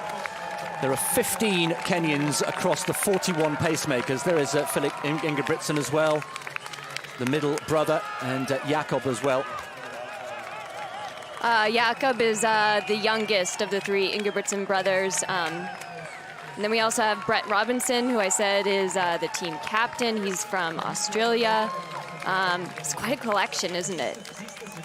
And we've changed the wingmen, Ed. This time we've got Kipchoge and Jonathan Correa now operating as the bottom of the Y. I think in an absolutely ideal situation, they would be running a bit closer to each other, the wingmen at the back. Apparently that's what helps, prevent the wash. But, I think everything looks pretty good here, and I think the main thing is that Eliud stays quite close to the guy that's in front of him, the captain. I think that's the kind of key part of this formation. Well, let's hear from one of the pacemakers. Let's hear from Emmanuel Bett, who's been talking to our reporter Kristen Arnold. Emmanuel, that formation, why does it work so well? That formation is very excellent because when we go in that V shape, it really assists Eliud and it gives the pacers to attain the 250 mark per kilometer. So I think that strategy is very nice, especially towards the target of 159.59. Yes. Have you given Eliud the best possible chance at the start? Exactly. I hope everything will go well. Yes. So I have confidence the way he was running, because I was looking from behind. If it goes, everything goes like that. Excellent. 1:59.59 will be capable. And how smooth was that first transition? It was nice. Everything was in order. It was organized. The pacers are really catching up with the formation. Yes, exchange formation. Emmanuel, thanks for chatting to us. Go and recover.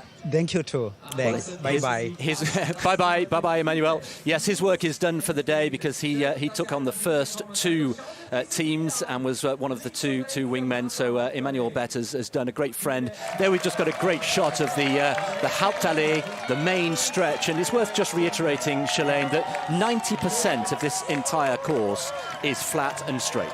Yes, you couldn't ask for a more flat and straight road, and that is prime for fast running.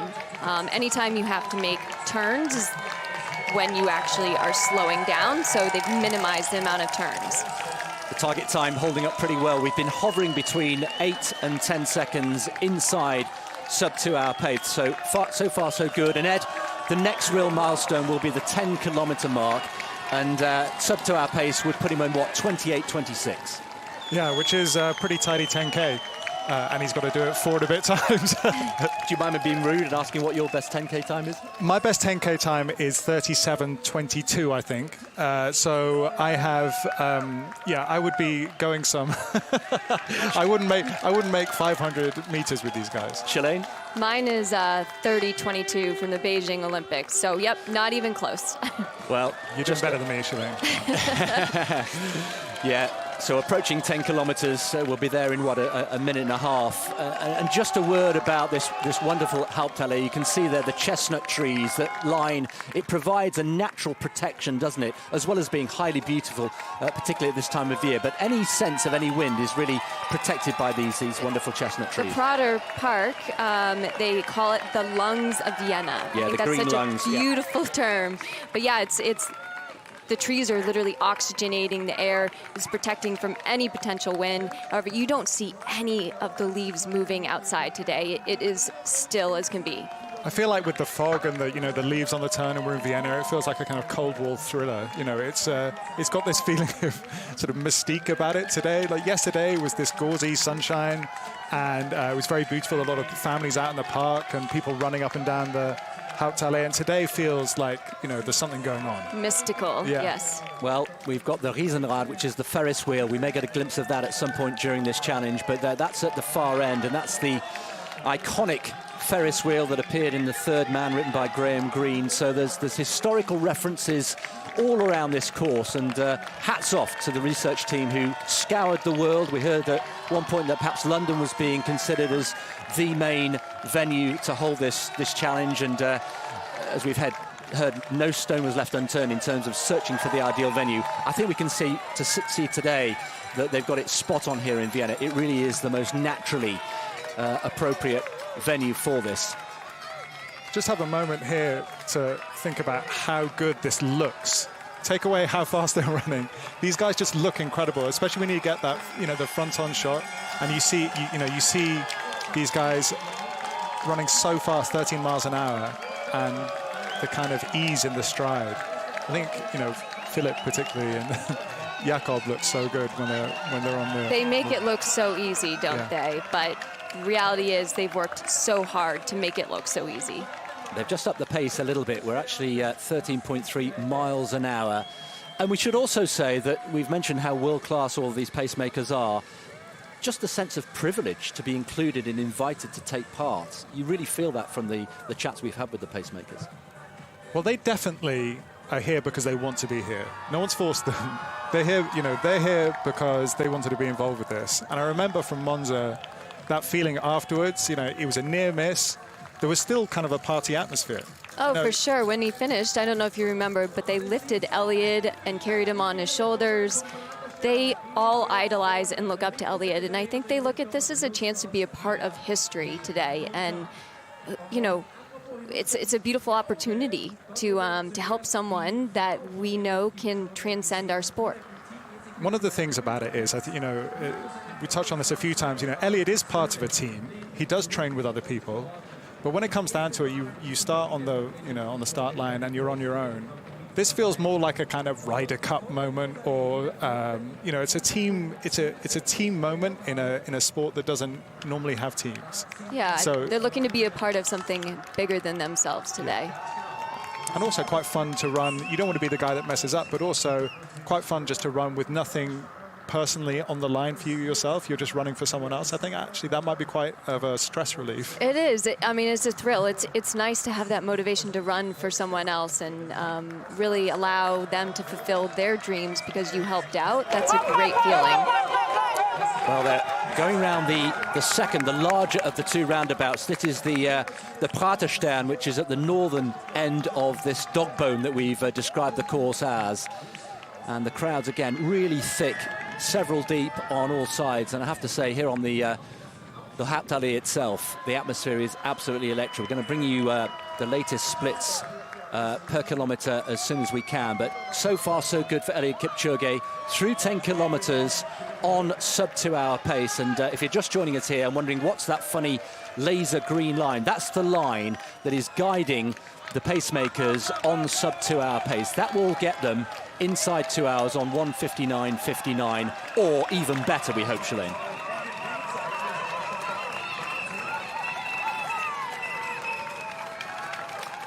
So 11 kilometres completed, half an hour of running, so we are a quarter, Ed, of the way through, and he's now fully warmed up and into his running. Yeah, you'd say he'd be warmed up by now. Half an hour.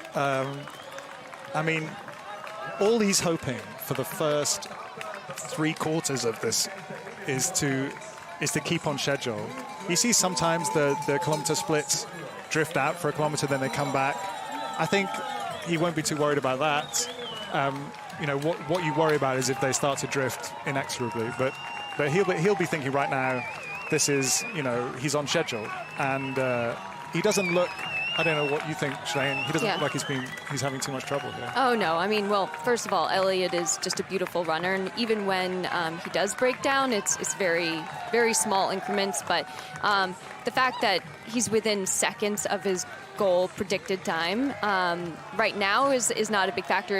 If we saw that the splits were starting to drift backwards continuously, but they're not. They're just fluctuating by a second faster, second on, maybe 1 second slower. That's really nothing to worry about right now. As long as the overall time is where we need it to be is what is important. We can make some comparisons with how he was going in Monza, and actually up to halfway he was inside sub-2-hour pace, and at halfway exactly he was 3 seconds inside, and then at 25k he was still 2 seconds inside. Even at 30k he was only 2 seconds outside sub-2-hour pace, and he admitted afterwards that it was in the final 10k when he really started to feel it, and that's when physiologically the body starts to break down and do some strange things, and we've all experienced it. It's where the marathon truly does start. It's when you begin the race is 10k to go, and it's all just a foreplay to get to that spot where you're going to be having to race the last 10k. So this is just all setting up the stage. This is just the foundation, but the real running and the real race begins. This is the undercoat and the primer before we apply the gloss later on. Yes. What about negative split? Very much the modern way, isn't it, in what we could call traditional marathon running, where we have a competitive race. This is very different here. If we believe the information we were getting at the start of the race, we're going for 250Ks throughout. Does that mean that negative splits don't come into it here? Well, I would temper that slightly. We're saying everyone always talks about a negative split as being the best way to run a marathon. Very few people actually do it. It's a hard thing to do because you feel worse at the end when you're meant to be going quicker. For those people watching who don't know what we mean by a negative split. Okay, so a negative split is when you run the second half of the marathon quicker than you run the first half. And we're only talking about, a few seconds here. The organisers and Eliud himself have, come to the conclusion that, an even split, first half the same speed as the second, is going to be the most efficient way to do this. So, we'll see what he goes through in halfway in, but if it's something like Monza, 59.50, something like that. 59.57 in Monza. 59.57. So I would think he might be a couple of seconds inside that if he's on schedule here. As an athlete, I would want a cushion. I would want a few seconds under and hope that, you know, I can maintain or even close faster. But for sure, I would want to see something under the 60 minutes when I went through halfway if I were Eliud. When you ran your fastest, did you run a negative split? Yes, well, actually, good question. I think I was going for the American record in Berlin, and I may have actually positive split, to be honest, but I think I went out a little too aggressive for my fitness. But you have to find out where you're at, right? Like, you have to find out what you're capable of. So sometimes you have to push that barrier. I think this is a little bit more calculated. I think they know exactly what he's capable of. And that's the whole point. We're going to find out what he is capable of, and that's what he wants to know. Yeah. He posted this little thing on Instagram last night, which was, you know, he wants to find out where the limits are. Well, he's about an hour away from discovering, I think. And we've talked a lot about why this won't be a world record. And again, for those people who are just joining us, Shalane, there are 3 primary reasons why, if he does it today, it will be an extraordinary achievement. It will be an historic achievement, but it won't be a world record. Just remind us of why that is. Yeah, there are 3 vital factors here why it would not be considered a world record by the IAAF. The first one is Eliud is the sole competitor in this race and in this challenge. In order for it to be ratified, there has to be more than one competitor. These pacers don't count as competitors. In fact, the second reason is having pacers coming in and out of the race also violates the rule.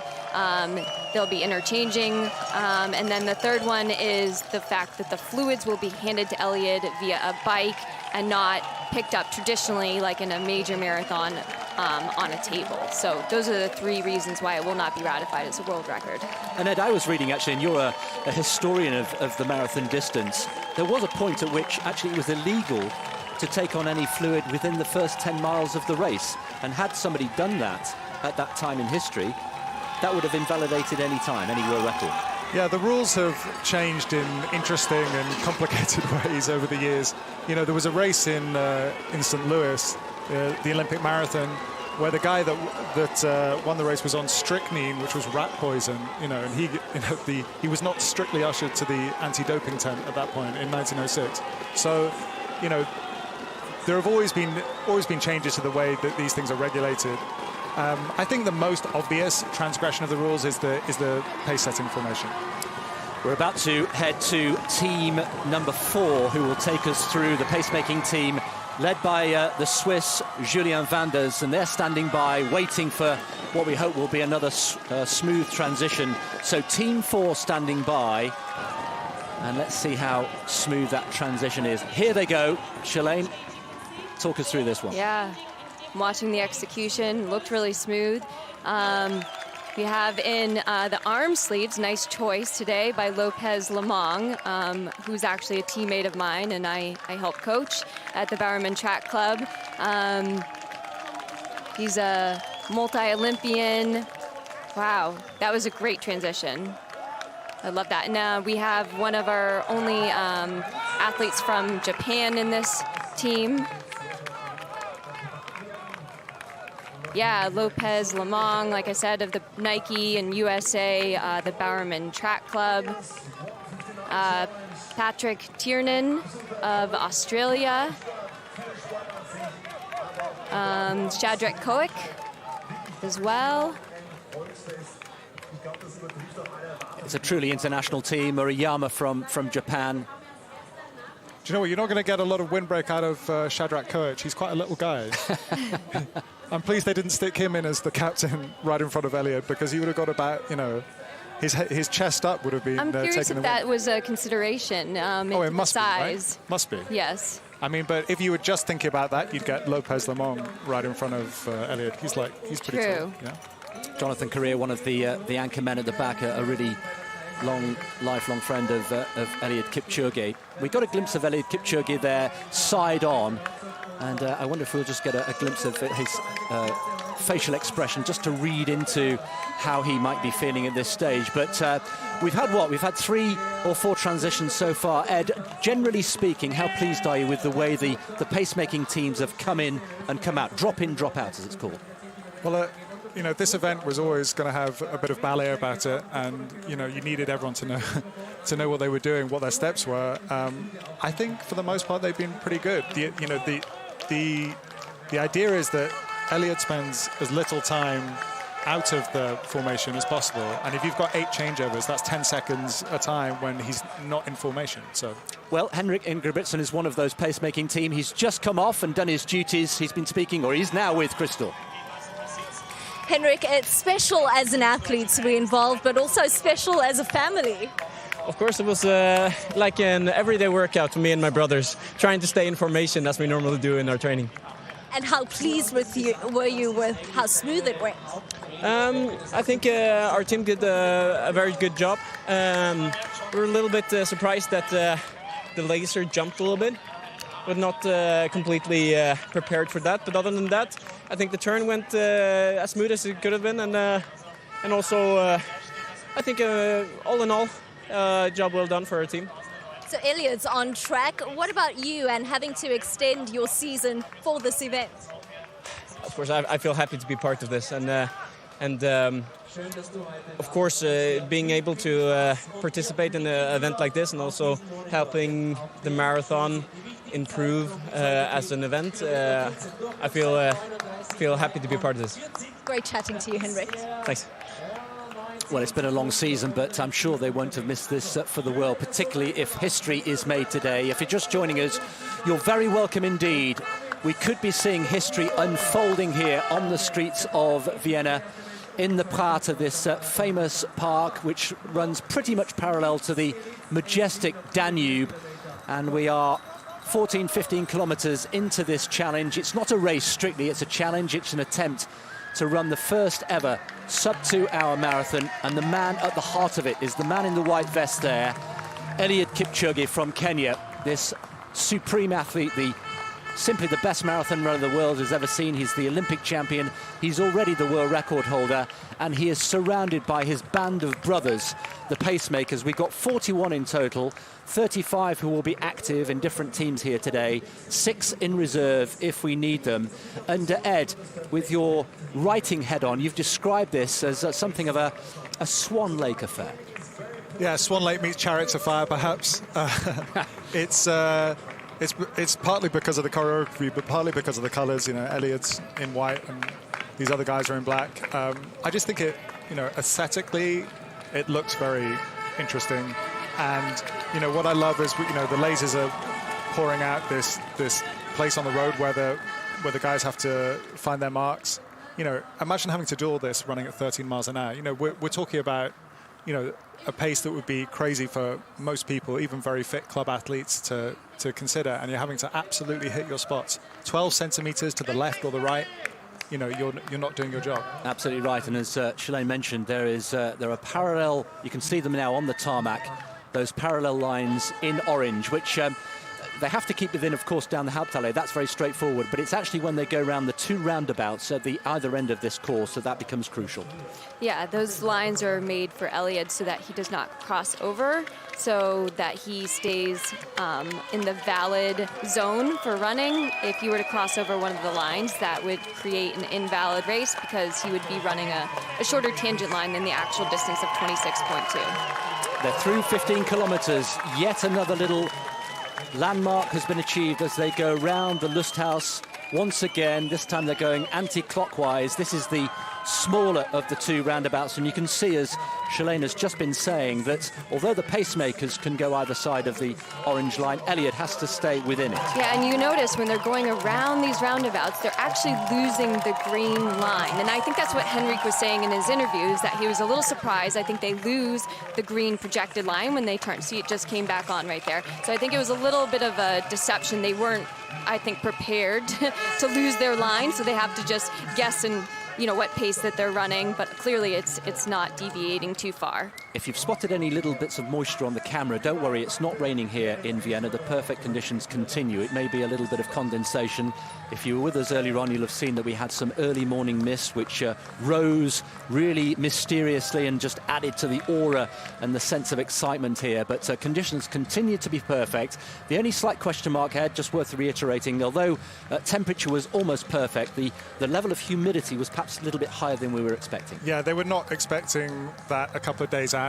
And I think, you know, when I came down here yesterday morning at about 7:30 or 8 to run on this track, that was perfect in my, you know, there was a kind of gauzy little bit of sunshine. It was very still. The temperature was exactly right. Today feels like a different proposition. The temperature is good.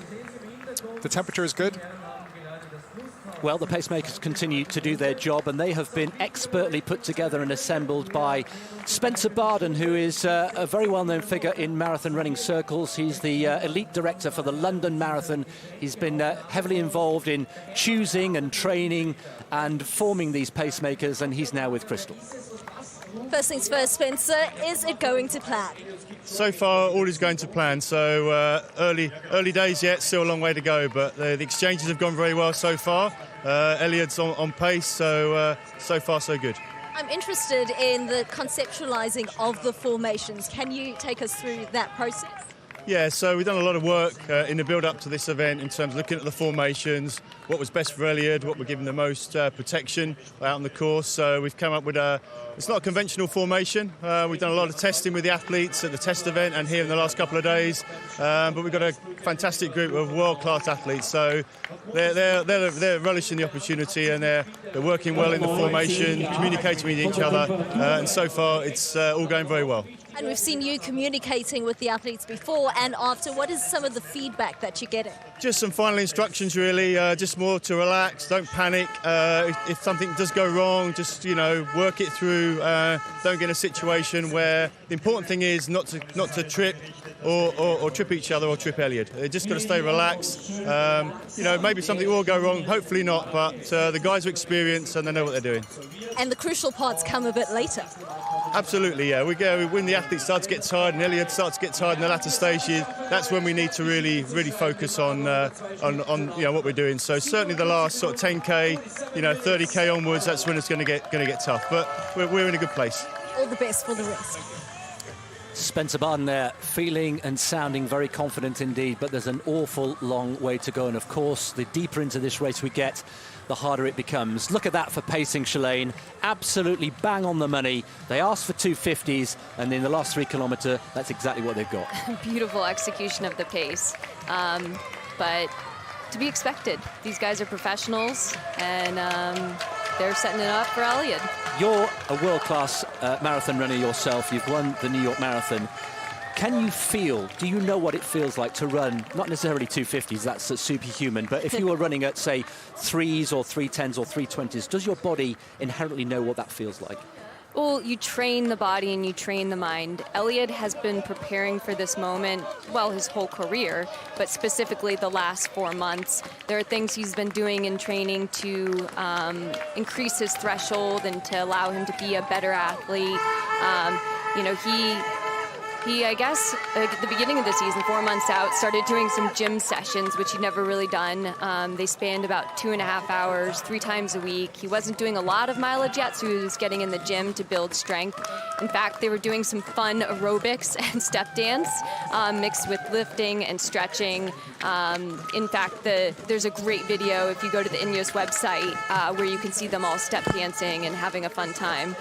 He also upped his mileage from about 118 to 130K to 124 to 120 or 140 miles, I should say. Yeah, so there have been 1 or 2 tweaks in the preparation. We should just go back from the streets here of Vienna, Ed, for a moment and propel ourselves 8,500 kilometres into Kenya, into the Great Rift Valley. I think all 3 of us have had the privilege of going up there. The conditions clearly very, very different there. Let's just let's park that thought for the moment. Another transition about to come up. We're about to hand over to the next team, and this is Team 5. This is the next changeover. They'll take them through from 18 to 23 kilometres, and the captain, Shalane, of this team, Team 5, a man you know very well indeed. Yes, teammate of mine of the Bowerman Track Club, Matt Centrowitz. Centrowitz is one of the most decorated middle distance runners of our generation, and he's current Olympic 1500 meter champion. He's 29 years old, soon to be 30, and a team captain. He's a great communicator. He loves to talk, for sure. If anyone knows Matt, he's a talker. And there he is, slipping in, blocking Eliud. Matt is a great athlete to run behind. He is so smooth, and as an athlete, you always like to run really nice behind the clean runners that have as little back kick as possible. They have just run in front of our commentary position, and I kid you not, blink and you miss them. It was an absolute blur, Ed. They are something else to watch. I love watching Matt Centrowitz run. Right? Yeah. It's beautiful. It's great. So effortless. Yep, he just came off of the World Championships. He ran 3:32 in the final. Incredible. We also have Shadrach Kipchoge from the USA. He was also in Doha. Hillary Bohr from the USA. Noha Kipkemboi of Kenya. Chela Regasa. Yeah, one of 2 Ethiopians in the team. And Matt Centrowitz of USA, the captain, right in front of Eliud. Solomon Barega of Ethiopia. Yeah, the 19-year-old silver medalist in the 5,000 meters in Doha. And our last one, Moses Koech. So it's all change. Ed, I'm just wondering, was that perhaps not the smoothest of the transitions we've seen today? Yeah, I think that was, you saw the way that Matt Centrowitz just had in his mind he was going to shield Eliud right from the very first moment, so he even shifted across with him. That was very cool. They seem to be executing these really well. What the thing that to look for is, I think it's Eric Kiptanui who's got to do 3 of these. He's been asked to basically do a rep session where he does 3 times 5K at 14:30, with a long gap in between. Let's see how good their changes are the 3rd time he has to do it, because there's going to be fatigue. The athletes will be, the pacers will be are going to be getting fatigued. Yeah. So the first ones you'd hope would be really good, everyone be on their toes. The real skill is going to be to do it when you're tired. Well, the current captain of this latest team, Matt Centrowitz, has just started his journey. The previous captain, Julian Vanders from Switzerland, who spends a lot of his time up with Eliud in Kenya, he's with Crystal now. Julian, as captain, tell us about that role and how crucial it is for today. Yeah, my role as a captain is very important because actually Eliud is supposed just to follow me. So he's not supposed to think about anything, just follow me. And I also have to lead the guys in front of me. So if they are not on the line, I have to tell them, stay on the line, go a bit more in front. And also it's important in the roundabout because this is a little bit tricky. There is no lane anymore with the laser. So I have to keep the right lane, so in the inside as much as possible so that we don't lose time on the roundabout, yeah. So special to be in this event, but running almost to make Eliud's dreams come true. Yeah, it's a big honor. I think all of the pacemakers are so happy to be here. It's a privilege, and for us, we are just a small part. I mean, running 5K is nothing compared to 42 kilometers, and I can say it's a big inspiration, and I think he's really showing that there's no limit in his mind. Yeah. Julian, you have such a connection to Kenya. I love your bracelet. It says run in Swahili. Tell us about Kenya, the experience of training with Eliud. Yeah, so for me, I live in Kenya for now 4 years. I don't train with Eliud, but not far in Iten. And I have an amazing group to train with. We push each other every day, and I just like the mentality of the Kenyans. It's just so amazing, so inspiring, and it has helped me to improve so much. And I think I just find the right environment for me. I just feel like I'm Kenyan now. And judging from what you picked up from Eliud along this section of the race, do you think he's on track? Yeah, definitely he's on track. For now, he just I think he's feeling easy because he's not even at halfway. What I admire is the focus, the concentration. And with the pacemaker coming and going out, it's not easy. So he has to be also very focused. And I think he will do it. It's not even I think, I'm sure he will do it. Thanks, Julian. Asana Santa, Julian Vanders there, a native Kenyan now, originally from Switzerland. So 19 kilometres completed. The next milestone, of course, will be the 20k mark. 56.52 would put him bang on course. So we've got a couple of minutes, Ed. Let's just go back to the Great Rift Valley and what it's like up in Eldoret and Kaptabat. There's the latest splits coming through, 250s, and they've just slightly increased there, 248 Shalane for that latest kilometre. I mean, they're right on target. We'll get our... Yeah, it says on target. I think it says under 11 seconds, but we'll get the real feedback when we hit 20K. Like you said, we want to be 56.49. Yeah, 56.52 or something thereabouts for 20K, and 59.57 through halfway. So the next milestone will be halfway. Kaptagat, 2,400 metres at altitude. Here we are in Vienna at 165 metres above sea level. The conditions up there, Ed, very, very different. Just take us there. Yeah, the only similarity really is that Eliud's training camp is in a forest. So he has this very simple training camp. They go for long runs through the forest and all around dirt roads. They come back, wash from water from a well. You know, it really is quite rudimentary. The training is quite often quite early in the morning, especially the long run. They would go out, you know, at sort of 5:45, 6 o'clock. So before sunrise. Yeah, and you know the very fun thing is to follow them along in the in the Matatu bus and then watch as the sun comes up, and you've got this huge group of runners, many of them world class, running their 40k long run. That's fabulous to watch. And Shalane, in terms of diet, when they're in the training camp, again, it's pretty basic stuff, but it's all high nutrition. Yeah, it's all high quality ingredients because it's locally sourced from the land right there.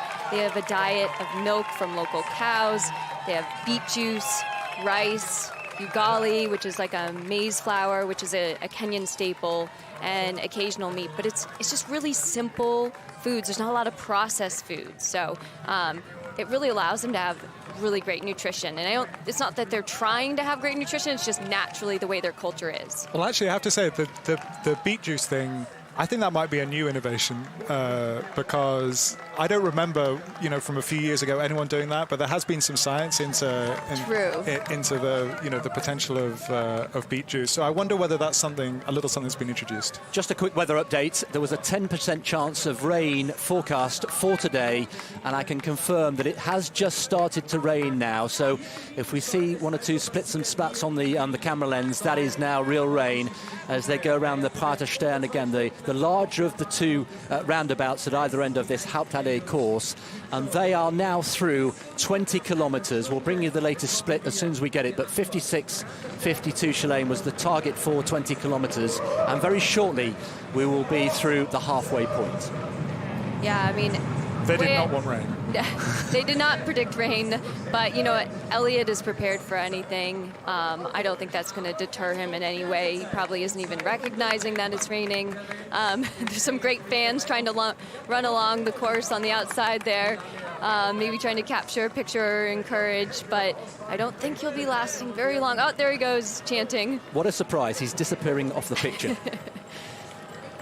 There is Eliud. We've been talking about all sorts of things, and of course we shouldn't forget that the man at the heart of this whole day, this whole several months, years of planning, is Eliud Kipchoge. I'm noticing just a small gap from him to Matt Centrowitz, and I don't know if it was him just giving a little space or if he's kind of falling off a little bit. It'll be interesting to see. Hopefully he tucks right back in there with Matt. So through 20 kilometres, 2:52, so just outside the desired 2:50 pace for a sub-2-hour marathon. But the green boxes show that those kilometres were within the target. And you can see, netting out of all that, we are still 9 seconds inside sub-2-hour pace. 1:59.59, of course, is the target. Maybe even better than that. And the next milestone, Ed, will be the halfway mark. And a reminder that in Monza 2 years ago, when he had his first attempt at breaking the sub-2-hour marathon, he went through in 59.57. Yeah, so we're looking for anything in the high 59s is good. So let's see. I was noticing that gap as well to Matt Centrowitz, and I was thinking maybe that's just the turn. Sometimes they get a bit strung out, and I don't think we've seen them from the side really on the turn, but it seems to have closed up a little bit. Yeah, he's closed back up to Matt Centrowitz. It did have me a little nervous, though, just watching him, only because, you know, the data shows that drafting, you conserve about 80% of energy as opposed to being out front and taking the brunt of the win. Ed, some people have criticised or maybe had a view about the role of the lead car there. We can see perhaps that's adding extra protection and adding to the aerodynamic thing. But essentially, as far as the experts have explained to us, the only reason that car is there is to project the laser pacer. Right, so if you look at the aerodynamics, if you talk to Robbie Ketchell, who designed the aerodynamics, he said if it were up to me, I wouldn't have a car, which, again, is counterintuitive. You'd think a car would help, but you know, what he wants is for these front 5 guys to be hit with as big an energy flow as possible, and the car doesn't help him do that. So yeah, again, it doesn't seem like that would be right, but all the computational flow dynamics that they've been doing have told them that, you know, the best results would be without a car. We are now approaching the second half of this challenge. 21 kilometers completed. 21.1, of course, is the exact halfway point. 42 kilometers, 195 meters, or 26.2 miles, if you like your distances in the old imperial thing. And that's the scene here. It really is atmospheric. The crowd in the Prater, this green, clearing the conkers off the course. Of course, it's early autumn here in Europe, and we are on target and 11 seconds inside the sub-2-hour marathon pace. Of course, the first part of the race, the first half, is just clicking off the kilometres, really. And as we've seen, and as we say so many times, Shalane, it's really after 30 kilometres that the real business gets done. Yeah, that's when the real running begins. I was trying to see if there was a half marathon split there yet. I didn't see a split, so, but it... We'll try to get that half marathon split, but I believe it was under 1 hour. We'll get that to everyone soon.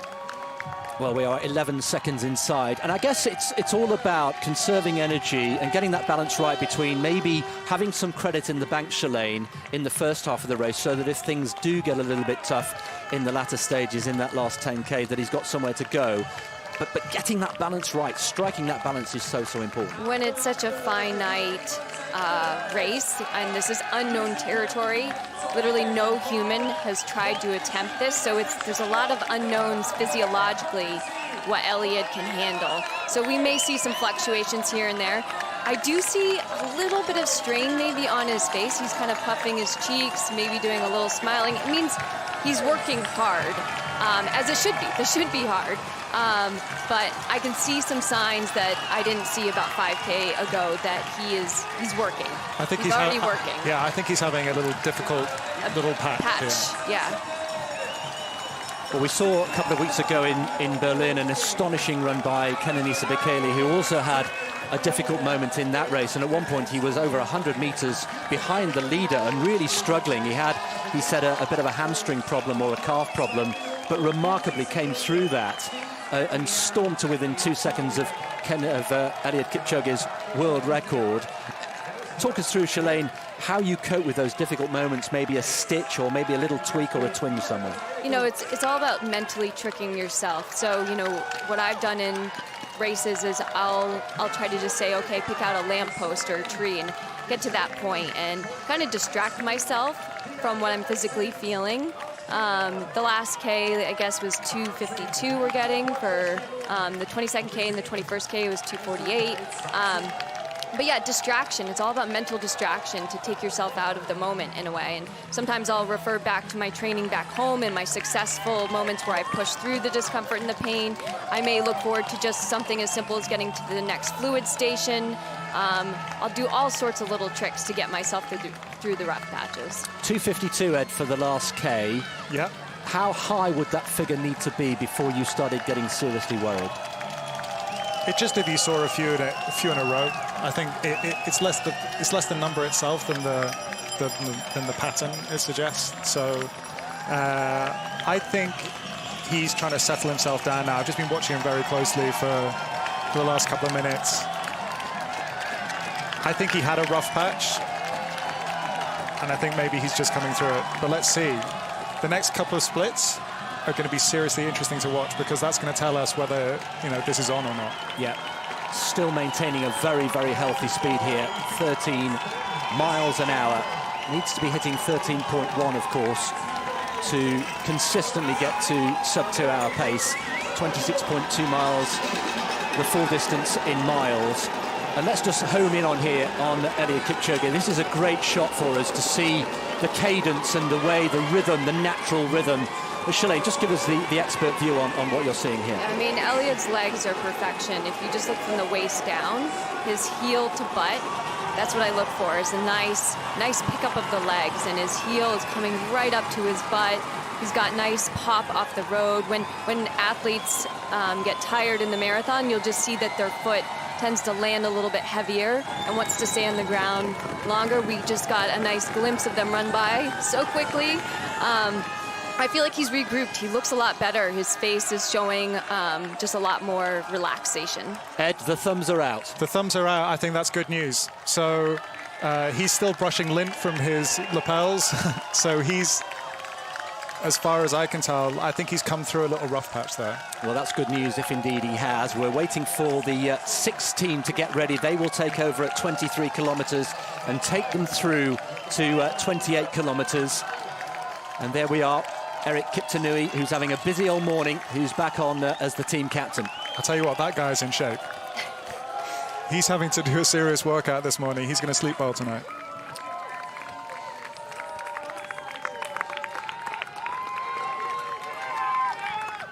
Okay, so we've got Philip Ingebrigtsen, who's back on for his second stint.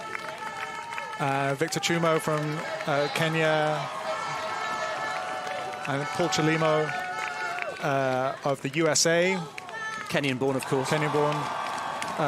Ugandan, Ronald Musagala. Who's had a fantastic season on the Diamond League circuit. The extremely industrious Eric Kiptanui as the captain here. And then we've got the Ethiopian Solomon Barega and Koech as the other wingman. So these guys are now, you know, they know their roles. They're working pretty hard, especially the guys who are up for the second time. But for most of these guys will be the last time out. So you know, you're not going to have to do. I think there's only one guy that's doing 3. Yeah. So if you've done 2, you've done a good stint. Yeah. Well, this is the 6th of 9 teams. There are 9 rotations, if you like. So far so good out here on the course. Let's go down to Radzi. Radzi's got one of the ardent supporters. We heard from him at the top of the programme. Radzi's with Chris Froome. Absolutely, ardent supporter is the word. 4 times Tour de France champion, Olympic medalist as well. Chris, how much are you enjoying watching Eliud do this? It is phenomenal. It is. I mean, it's fantastic. I mean, just incredible to watch him. It looks like he's not even breathing. He's just gliding over the road. It's amazing to be here and to be part of this atmosphere, and hopefully we'll be witnessing history being made today. And to that point, you're Kenyan born. What do you think it will mean to the people of Kenya for one of their own to make history?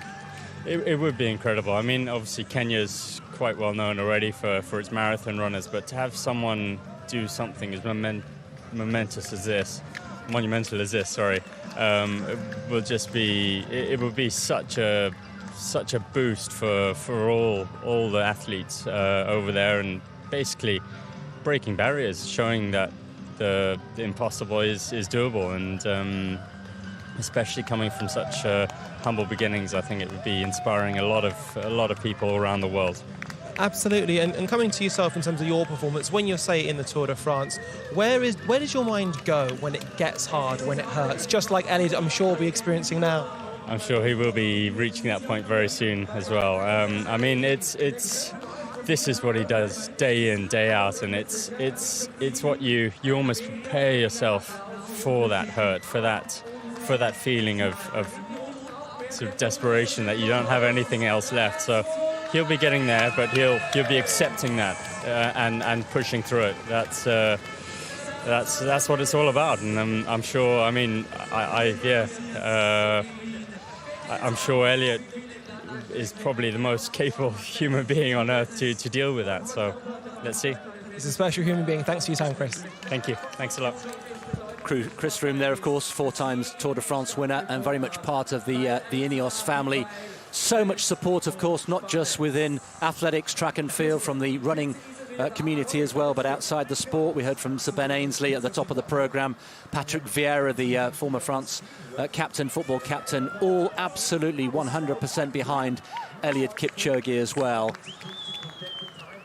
So we've heard from Chris Froome. Let's go back to hearing from the pacemakers. We saw Matt Centrowitz, of course, who was the team captain from Team 5. He's with Crystal.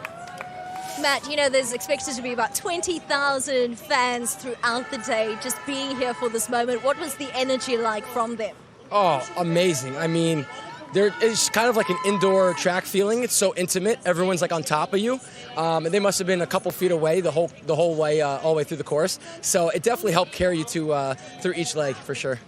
The 18 to 23 kilometer leg, what was most important from that leg for you as a captain? You know, I think that we just kind of stay within the 250 kilometer pace that we're trying to run. It's so exciting out there. The energy is just through the roof. It's kind of easy to start one step in the green line and get a little excited out there. But we're in the middle of the race, and we just want Kipchoge to feel as smooth and as easy as possible at this stage. Matt, you're part of history, basically. How does that feel? I mean, I still don't think it's set in yet, just kind of how honored I am to be here, be a part of this. I was just telling you earlier, throughout that whole 5 kilometers, I was just thinking like how much of an honor it is to be one step in front of Kipchoge, trying to take him through this world record attempt. So. But there's a real side to it. So how are you feeling, actually? You come from Worlds, you're here, the physical aspects of it, just for that one leg.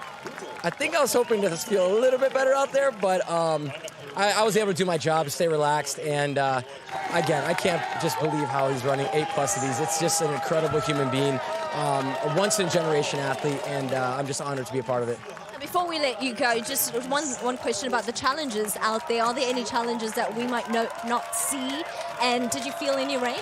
As a team captain, our biggest challenge was making sure we stayed within a line on those roundabouts, and so we can make sure he runs the accurate 26.2. So the other guys in front of me and behind us were allowed to go outside those lines, but we had to stay inside of it. And then the second, I think, just kind of difficult thing out there that you might not see on the camera is just how loud it is. So we were supposed to communicate with each other, letting you know, slow down, pick it up, stay together, pack it up when we're doing the exchanges, like captain in, captain out, and it's extremely hard to hear out there, even when you're like 2-3 feet away from someone. So you might have to tap a guy on the shoulder or kind of bump him out of the way if you're trying to make any kind of movement out there. But other than that, it's great. Matt, thanks for your time. Enjoy your cool down. I appreciate it. Thanks. Matt Centrowitz there, having done a terrific job, and you got the sense there of the pride and the honour that he feels in being part of this, what we hope will be an historic day. Lots of chatting. Just left of picture there, just out of picture is Valentine Trau, the athletes manager there, handing now more drinks and more gels to Eliud if he wants them, and he does take something on board there. Communication, Shalane, so important throughout this process. Yeah, I mean, he has such a tight-knit team. He has worked with the same coach throughout his career. Patrick Sang has been by his side. He also has had the same massage therapist since 2002. Eliud is just a very loyal man, and he likes to build a team of people he can really trust around him. We've talked a lot today, Ed, about his physical prowess. We've talked about him as a person. There is no doubting his physical shape and what a naturally talented athlete he is. What about his mental state? Because as far as we know, he doesn't actually have a formal mental coach. No, I mean, he's very much his own coach, but you see how strong he is when he gets really challenged in races. You saw it in the London Marathon this year. He was really, really challenged by some very strong Ethiopian athletes, and you could see his strength of mind there in burning them off. You know, he does read a lot. So he likes, you know, Paulo Coelho, you know, he likes to read self-help books. You know, there are lots of kind of business style, you know, management books in that camp. They do a lot of reading, those guys, when they're not watching Premiership football and so on. But you know, they really try to improve themselves in that regard. Yeah, he actually has in his home with his family a library full of books, and a few of the books that he's recommended I've actually read, because I said if Eliud thinks it helps him, I'm going to read it too. And so yeah, he's a great source of inspiration for many people in the fact that he educates himself and he's always self-improving. In fact, Patrick Sang, his coach, says, I think we're at the point in my career where I actually learn more from Eliud than I teach him. Interesting here, just a final briefing for the next team of pacemakers who will take over at 28 kilometres. Going through final instructions, there is Tony Barden, who is part of the London Marathon team. That is metronomic pacemaking, 250s all across the board. Yeah, that was beautiful. That's beautiful. So you want to talk about continuity as well. Eliud's mum taught Patrick Sang at primary school. So this line continues. They're from the same village, they're from the same little subset of the Nandi called the Talai. He has that real connection to his home through his sport. And we should say as well that Eliud had not just a very basic and very humble start in life. He lost his father when he was very, very young indeed, and effectively was brought up and raised by his mum as a single parent, the youngest of 4 children. It was tough. Here's a guy who, like so many East Africans we've heard over the years, who used to run to school a couple of miles in the morning, back for lunch, back in the afternoon, back again, used to cycle to the local market, the nearest town, to take the milk from the farm to get it sold. This was a hard start in life. Yeah, I don't think he would actually make too much of that because of the type of person that he is. But yeah, these guys, who lead the world in distance running from Kenya, a lot of them come from subsistence farming backgrounds, and a lot of them have a very rough start in life. And, I think Haile once said to me, you think you can be a good runner from a good family? He felt like that kind of background fertilized your talent, rather than being a hindrance. He felt like it was important for a runner to somehow, to have some challenges to overcome in their early life. Yeah, I believe there's a callousing, and probably because of his upbringing, he looks at running as a joy. It doesn't seem like a chore to him. He's had and experienced harder things in life, so running 26.2 miles is not so challenging when you've been through other things. And his mantra, very simply, hard work, humility and discipline. And the routine that we have tried to bring across to you that Ed was describing is very much a monastic lifestyle, isn't it, Ed? It's very much run, eat, sleep and repeat again and repeat again. Yeah, he just keeps on doing the same thing. There's no magic. There really is no silver bullet to getting as fast and as fit. I mean, you have to have the talent, but yes, you have to keep on doing the same things. That's the mantra for all marathoners: run, eat, sleep, repeat. And that's what really breeds and produces the best results if you want to be a great marathoner and a great distance runner. I think there was a slight trip there. Was there a trip? Yes. I just saw Eliud kind of a little trip up in that transition. And they've lost their... A little rocky. Yeah, that was a little bit ragged. You have to say that the transitions from one team to the next, they're just coming through in front of our commentary position yet again, from left to right as we look out from our commentary position here. And once again, the speed, quite breathtaking. And I can't stress enough, the crowd out on the course is absolutely phenomenal. And let's once again, Shalane, contrast that to the experiment in Monza, where there was no crowd at all. It was special invitees only, and there was simply no atmosphere. Yeah, there was only atmosphere on the final straightaway and the back side of the track. There was no one. I mean, you could literally hear crickets, you could hear breathing, you could hear your feet on the road. I think we've all know that Eliud thrives off of an environment and the support and the fans cheering. He said when he broke the world record in Berlin that when he was running alone the last 17K, that it really was the fans cheering that was music to his ears, and that what's helped him break that record. So this is an essential, if we're talking about baking our cake, an essential ingredient to his success today, because I'm nervous right now because I know what the last 40 minutes of a marathon is going to feel like. Each 10-minute chunk is going to get harder and harder, and he's going to start relying on the environment around him. We're now into Team 7. There is the lineup for Team 7 with Brett Robinson, the Australian, the latest captain to take over. We've got Jakob Ingebrigtsen as well, fresh from the World Championships in Doha. We have Stuart McSwain as well.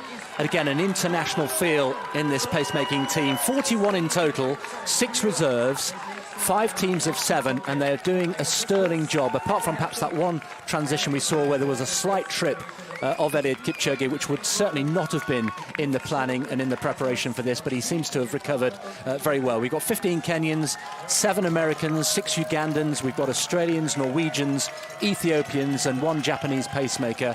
It really is a truly international feel. 1 hour 20 in. Let's go back to our little cake metaphor. It's in the oven. It's been in the oven for 1 hour and 20. How's it looking? How's the cooking going? Well, I got nervous there for a little bit when Eliud started to look like he was falling off pace from Matt Centrowitz, and we were in the roundabout section, and I felt like I saw some strain on his face, so I was definitely a little nervous, but I feel like he's regrouped, he's regained his composure. I feel like every time he gets, 10 minutes further into the race, he's going to start to build some adrenaline and start to get excited. It's going to hurt. He's going to have to lean into it. But I feel like he's setting himself up for some history right now. Well, Jakob Ingebrigtsen is one, of course, of the 3 Ingebrigtsen brothers, this extraordinary dynasty of runners from Norway. Let's catch up with one of his brothers. Philip Ingebrigtsen is with Crystal. Philip, I mean, you tried to double in Doha at the World Champs, but you doubled here today. What was it like across both legs? It was a bit easier to do the double here, but it was really fun. We've been practicing the last couple of days and tried to give some messages and try to talk to each other during the race, but the crowd is so loud that we couldn't hear anything. So you just had to trust your teammates and help Kipchoge as good as we could. And I think it was smooth. So it was fun to experience the pace and get a feeling of what goes into breaking 2-hour marathon. It's an incredible feat if you can do it. So it's fast. Let's talk about the pace. I mean, fairly even splits. What of the consistency when it comes to Eliud? Yeah, I think that's the way to go here. To go out hard, but to be able to maintain the pace. And if you're strong in the finish, you can go even faster. But it's a thin line between an incredible race and like hitting the wall. So he needs to stay right at the sweet spot, and that's the thing he's been practicing for many years. He's an experienced runner, and hopefully he can pull it together today. Phil, how will this impact you as an athlete in your own career?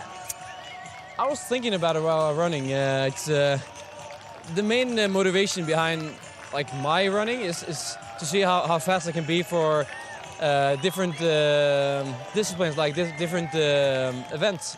So right now it's the 1500, and maybe in a couple of years my main focus will be the 5K, and who knows, in 15 years it will be the marathon. So it's cool to try road races and get a feeling of the audience, the crowd is really close. So that's really fun.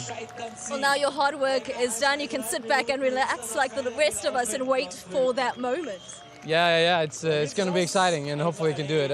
After Doha, my season was done, so this is my holiday, and I'm here running. So I almost like running a lot. Good life choices. Thanks, Philip. Thanks. Philip Ingebrigtsen there, sounding and looking good, as Crystal was saying his job is done. Now then, we saw just a few minutes ago the last splits for the last few K, 250s all the way round. And Shalane, you've been looking at the positioning on the road, on the Hauptallee of Eliud Kipchoge, and signs that actually he's feeling much better. Yeah, so as an athlete, when I'm getting antsy and I want to run faster, I will run up on the edge and the shoulder of my pacer. And it looks like he was running up on the edge of Brett Robinson there, not running directly drafting behind him. Instead, he's on the shoulder, which to me means he's kind of like pushing. And that last K is actually showcasing it is a little faster. They ran a 2:48 last K, so 2 seconds faster than projected. I was just wondering about this. Sometimes he's off on one side, and I wonder whether that's to do with what they've been told about what little wind there is, where it's coming from. So now we see what's kind of 12 seconds inside target time. And that's the highest it's been in the race so far. Yeah, projected 1:59.47. But isn't it amazing how much better he looks now than he did 15 minutes ago? We can only speculate. We don't know how he was feeling. If he did go through a bit of a moment, Shalane, what might that have been? You know, it could be something as simple as just his drink not settling well in his stomach. And, you know, I've had circumstances in which the fluids are kind of coming up. They're not settling well in the stomach. And it could be something as simple as that. It seemed really early on to see him kind of straining. So I'm guessing it was maybe a fluid issue. This is the quickest they've been running at any stage during the whole challenge, 13.3 miles an hour. And this side-on shot, let's just go to this again, because we see in all its glory, Shalane, the cadence and the natural running style of Eliud Kipchoge. He's just like the world, but he stands out to me. He just has the absolutely efficient, perfect form for a marathoner. You see the top half of his body, it's like a rifle target. You know, he stays so still and his legs are doing this work, and then, you know. And his core is so strong and straight, all momentum. If you see, they're running ahead of the green line, it seems. So it seems like they're feeling good. This is a critical moment coming up. They're approaching the 30-kilometre mark, and the time we're looking out for here is 1:25.18. They're comfortably inside that at the moment. 1:25.18, so in about 16 seconds' time, would be sub 2 hour marathon pace. And in Monza, he went through in 1:25.20. More fans. It's the same guy again. He's having his moment in the sun there, in the grey on the left of picture. He wants to be a part of history today, and who can blame him? We all do. We're hoping that Eliud Kipchoge will be making history today. 30 kilometres have been completed. And let's just go back to Monza, just as a little guide, because in Monza he was 2 seconds outside of sub 2 hour marathon pace. Yeah, he's doing fantastically well. I saw a little grimace there, so, you know, obviously it's hurting. It would hurt doing this. Be expected. 12K to go then. This is where the critical stage of the race starts. If we were in normal marathon conditions and this was a race with lots of other competitors, they often say that the racing starts at 30 kilometres. Normally, somebody takes the handbrake off at 30K. Yeah, that is traditionally when I've been in major championships. It's 30K, gloves are thrown down to the road, hats are off. Now it's the real fighting begins. And, you know, Eliud doesn't have competitors to be fighting against, but his race is against the clock today in a race towards history. He has to be thinking right now, and I'm sure this is a version of what he's thinking. If not now, when? Like, this is my last chance. I've run 30 kilometers, you know, 12 to go. Like, what other opportunities are you looking for? You know, this is my shot. So I think he has to somehow get himself in that frame of mind, which I'm sure he does. Have both of you in your own mind got no doubt that if he's not successful today, God forbid, that he wouldn't come back and have another go? I think this is it. I believe this is it. I think he's putting everything he has into this moment. And I think that kind of pressure actually will bode well, because he's going to, like you said, today's the day, I'm going to do it. There's no other opportunity. There's no second chances. I've done all this work. Everyone's done all this work. Now it's time to execute. So why not now? Why not me today? And if he does do it, that's another thing ticked off. He will go into history. It will be his Neil Armstrong moment, and we hope that in the next, just over half an hour, we can bring him home to do exactly that. Where then from there? Does Tokyo feature for next year? For Absolutely. So Abebe Bikila, who was the first black African to win a gold medal, won the marathon in 1960 and in 1964, doubled. Eliud wants to do that. So he won in Rio. He wants to win in Tokyo.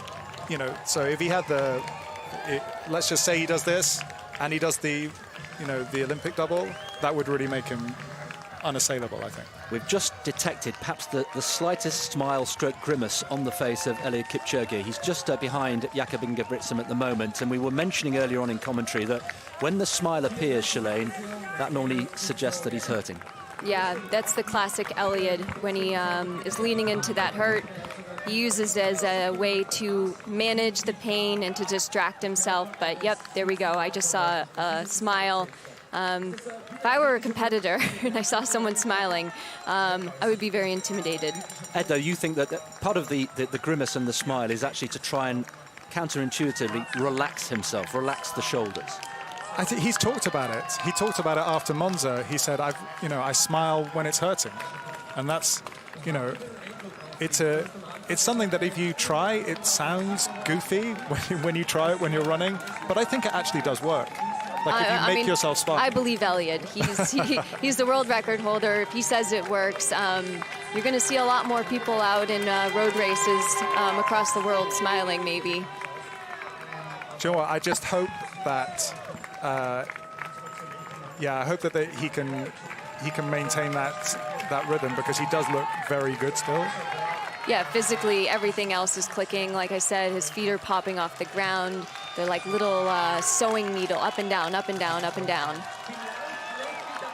You see how he's off to one side again a little bit here, and you wonder... Yeah, sometimes, another tactic that I've also seen is when athletes are hurting, they tend to shift around the road. It's like they're uncomfortable, and they're trying to find a comfortable spot. Sometimes, if there's, the athlete in front of you, the back kick is maybe just coming up a little too close, so he just wants to run off the side. Approaching 1 hour 30, 1.5 hours about to click round on the clock. We are into the final quarter of this race. We have just under 30 minutes to try and get Eliud Kipchoge into the history books here in Vienna on this extraordinary Saturday morning. Wow. Take us into the mind, Ed, of what he must be thinking now. I have absolutely no idea. What might he be thinking? Goodness me. Don't you wish that there were like thought bubbles? I've thought this forever. I wish we could get into the mindset of the athletes. I wish there were thought bubbles that would pop up. I find that in this stage of the race, I have a mix of emotions. 1 minute, I'm thinking, this is terrible, it's not going to go well. And then the next minute, I'm thinking, I've got this, I'm a rock star, I can do anything. So it's really, I think, in these moments, kind of fluctuating back and forth. I think, he's someone who is, quite a relaxed and Zen-like person. You don't have any, he's putting himself through something really, really extraordinary here, and he will be emotional. There is, thoughts bubble up, thoughts that, you think you suppressed, and bad demons sit on one shoulder and good demons, good angels sit on the other. So I can tell you, he has practiced this in his mind over and over the last 3 months. As soon as he committed to this proposition and to this challenge, in training, he has visualized these tough moments, and he's pushed through in training and said, imagine you're on the streets of Vienna. This is the crucial moment. This is when you have to execute and push through the pain. So he has practiced this over and over. And I find that actually when I'm in races, in a major marathon, I take myself out of the streets of that major city and I go back to the streets of Portland, wherever I'm training, and I visualize myself back in my training grounds, in my comfort zone, with my teammates, with my coach. And it brings this familiarity, and it doesn't become this overwhelming proposition. He just had a little conversation with Valentine Trial, his manager. That tells you something in itself. Yeah. Just had a little back and forth. If he was really, really hurting badly, I think that would be impossible. So we are still 10 seconds inside the target. A couple of 2:52s there, just to break up the green boxes. Again, if you're just joining us, the green box that we've been showing you kilometre by kilometre means that he is on target for that kilometre. 2 minutes 50 for the kilometre is the target pace that we need, and that is represented by that green laser. That is sub 2 hour marathon pace, and that is the guide which is provided by the laser pacer car. There's the green laser as again the runners go in front of our commentary position. There won't be many more times we see them pass and flash in front of our commentary position before the now and the end of the race. We're into the last half an hour, and the next team, here we go, the next team, this is team number 8. Eric Kiptanui is back in action once again, and we will see Brett Robinson peel away, and this is the penultimate team, Shalane, who have got duties between 33 and 38 kilometres. This is a team that's going to really need to rally Eliud if he's hurting. I think there's going to be some communicating, them rallying him, talking to him, if he can hear it through the crowd. But, these pacemakers are so intent on helping him and doing whatever they can. Yeah, you see, he actually gets a little lift when he gets a new team. So you sometimes see just a couple of seconds come off a split when he gets a new team. And that's all. Kipchoge is one of that team, one of his lifelong friends, one of his closest friends. Yeah, and you actually saw Augustine, I think, just saying a couple of words to him. So I don't know whether Eliud heard it, but just when they had a changeover, you saw him saying something there. And Augustine will be here for the remainder of the race. He is closing out with Eliud, and I feel like that's by design. Well, this is all about Eliud Kipchoge, of course, and what a moment. We've been talking about what might be going through his mind. One of the things he might be thinking about is his wife and family. Grace, his wife, who has never seen him race live in the flesh before. Well, she is now, and she's with Radzi. She is indeed. Grace, I see you watching your husband up on the screen. What goes through your head when you see him run? I'm kind of nervous, but I'm also excited that he has tried to break the 2-hour barrier of marathon. I'm really excited. I'm happy for him. Yeah. You've also brought your 3 children along as well. How are they enjoying it? They are very excited. They have never been to a race where their dad runs. Yeah, it's their first time. Yeah. So it's a special occasion for all 5 of you. But what would it mean, do you think, for Kenya if Eliud were to break this 2-hour barrier? Well, Kenyans are really waiting and are very excited for Eliud to do what no human has ever done. Yeah, they're really waiting. Well, it's an absolute joy talking to you. I won't take your eyes off the screen any longer because I know you want to get out there and support your husband. And I do have to also say that Grace wouldn't normally do things in front of the camera, so we're very grateful that you've come to speak to us now. Thank you, Grace. Thank you. Yeah, thanks very much indeed, Grace. Great to see her here. What a moment and what pride she must be feeling. And Radzi mentioned her 3 children and Eliud's 3 children, Lynn, Griffin and Jordan. They're all here today as well. The ignition keys of his life, as Eliud refers to them. It's a lovely image and one of several memorable lines. We talked about the self-help books that he likes to read. He devours them. And actually, in all seriousness, it would be very easy for some of these lines to sound rather cheesy and rather manufactured. But when they come out of the mouth of Eliud Kipchoge, they sound sincere, and he always measures the importance of each word very carefully. Yeah, he is very selective in his words, and in a way, it's like prophetic, the way he delivers them, and he doesn't waste any words. And I think everyone really appreciates what comes out of his mouth because it holds such importance every time he talks. We are into the penultimate team of pacemakers. One man who's done a sterling job today, Stanley Kibeni from Kenya. He was part of Team 7, and he is with Crystal. Stanley, so great to grab you right here at a crucial part in this race. Can you just give us a sense of, before it all started, what was the camaraderie like? What was it like in the tent? It was really emotional. We look at Eliud's eyes in the tent on the screen, and you look at the man, he's very straightforward. You know, he's just, in his mind, you can tell that he's saying, yeah, I'm going to make history today. And he's happy that, you know, all of these people are all over here to witness the history and the rest of the world. Goosebump moment, it definitely sounds like. But Stanley, from an African perspective and what this means for the continent of Africa if it is attained. This means a lot, not only the continent of Africa, but the world at large. Eliud will be the first human to run under 2 hours, and this is so inspiring, not only to the runners all over the world, but to everybody that no human is limited. You can go to your goals as much as you have that energy and that strong mind that you want to do whatever you want to do. So it's not about running, it's about inspiring the world and everybody else in the world that everything is possible and nothing is limited for you. You're sounding confident. I sound confident, and I feel confident that this will happen today. I believe in Eliud 100%. I believe in the team that we have. I believe in the sponsor that, you know, sponsor this INEOS. We really believe in what's happening over here because we've been here for a long time, just getting ready for this. What of the tradition of distance running in Africa, how it gave you your base and gives Eliud his? In Africa, running started to be something that's not only sport, but it's everything in our lives.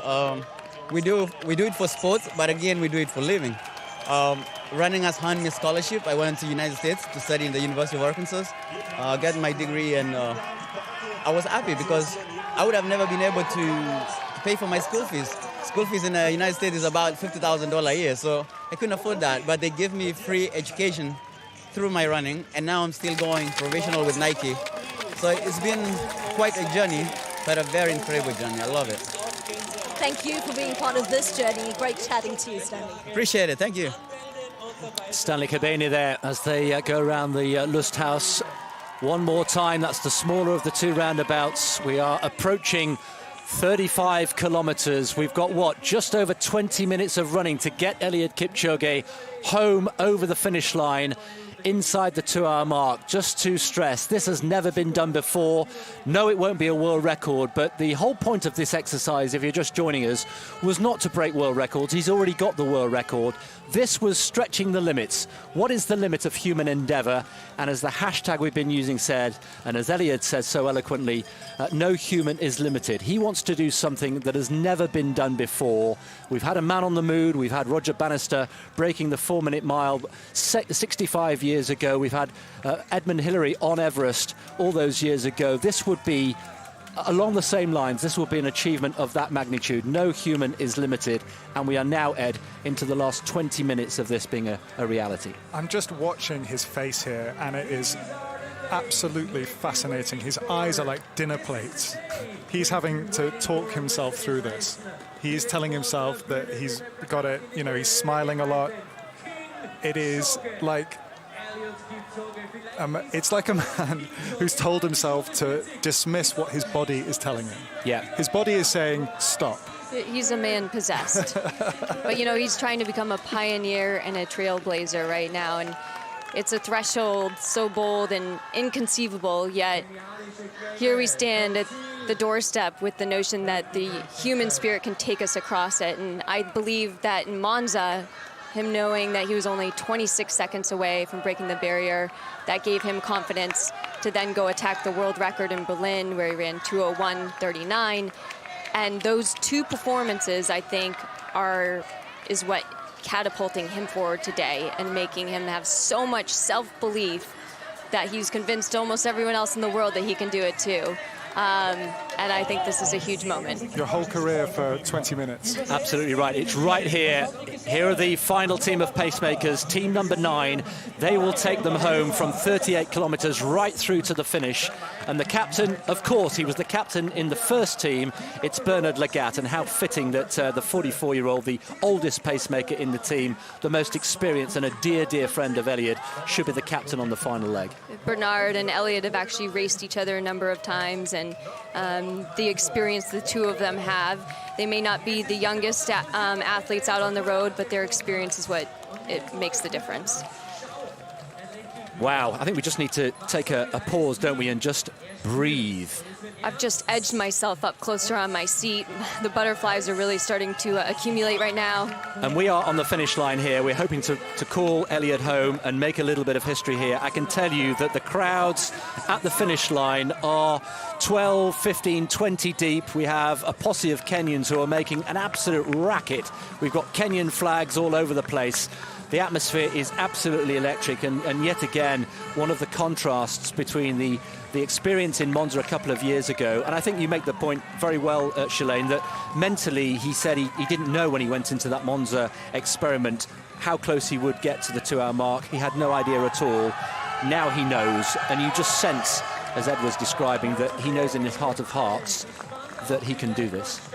Yeah, he knows that this is going to open up the floodgates of the future as to what is possible. And, you know, sometimes you can't be what you can't see. So he's going to be an example for all future athletes, but not just athletes. His message is to the world of, you know, what are you possible, you know, what are you capable of doing, and what is your possible best self?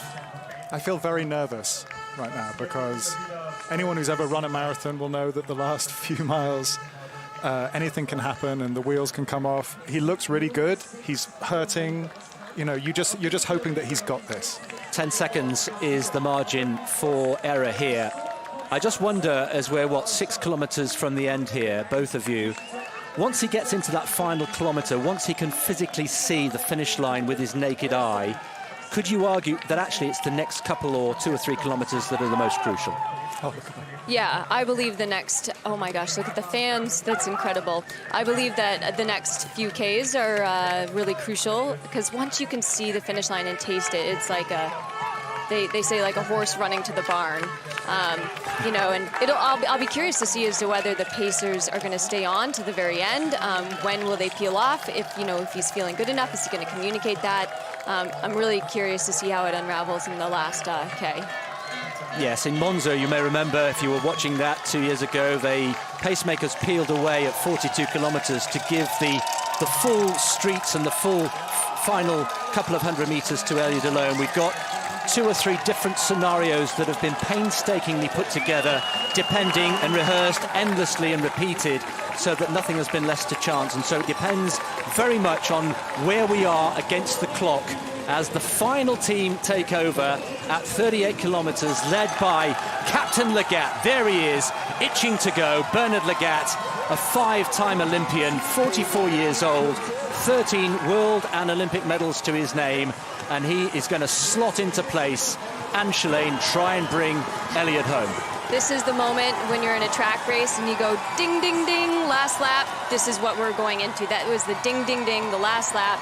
You know, Eliud said last night, I don't know where the limits are, but I'd like to go there. Well, the sound is deafening here. I hope you're getting a sense of that from our wonderful pictures back home. There we are. We've got fans from all over the world. Remember, a lot of people have travelled from Kenya to be here, the 8,500 kilometres. We bumped into some people from Utah yesterday. They'd made the trip.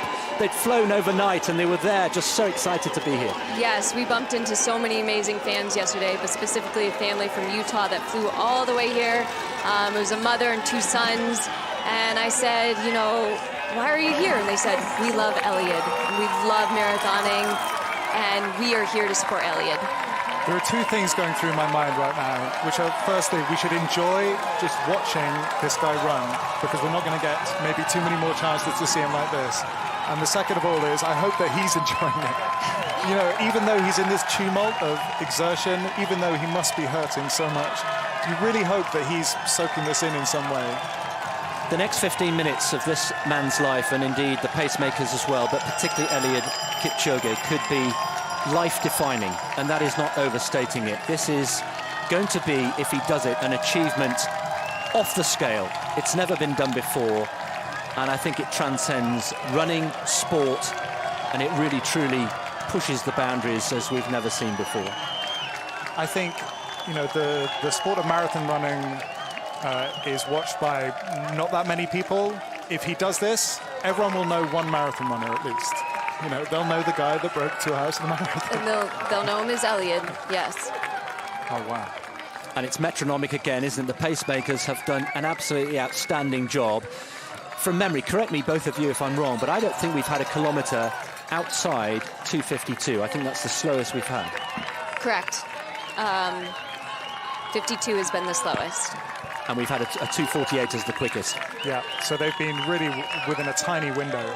I mean, we've been... That's incredible. If you really think about it, that is incredible pacing. Yeah, and the position on the road as well, just to remind you, they have to stay within those dotted orange lines. Certainly Eliud does as well. We've got the laser, the green laser, which is giving them the exact pace, and they've been bang on the money. And to do all of that whilst running in excess of 13 miles an hour for as long as they've been running is truly sensational.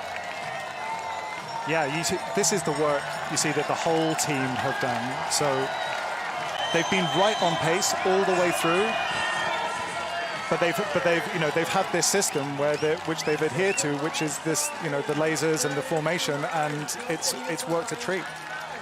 Wherever you're watching in the world, whatever your time zone, whether it's morning, afternoon or evening or the middle of the night, we hope you're enjoying. We're on the verge of history here, folks. We cannot overstate this. And Valentin Trau, the athlete manager, is there still on his bicycle. We've got Hugh Jones just and smiling as well. Yes. Yeah. Hugh Jones there, who's a former London Marathon winner and a course measurer for marathons all over the world. He's also on his bicycle there enjoying the ride.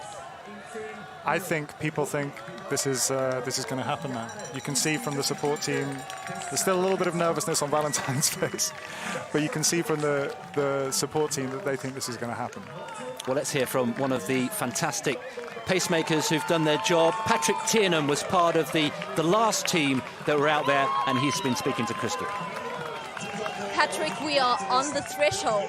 Yeah, I mean, it's unreal. I mean, he's on pace and he's killing it, so we're all rooting for him here.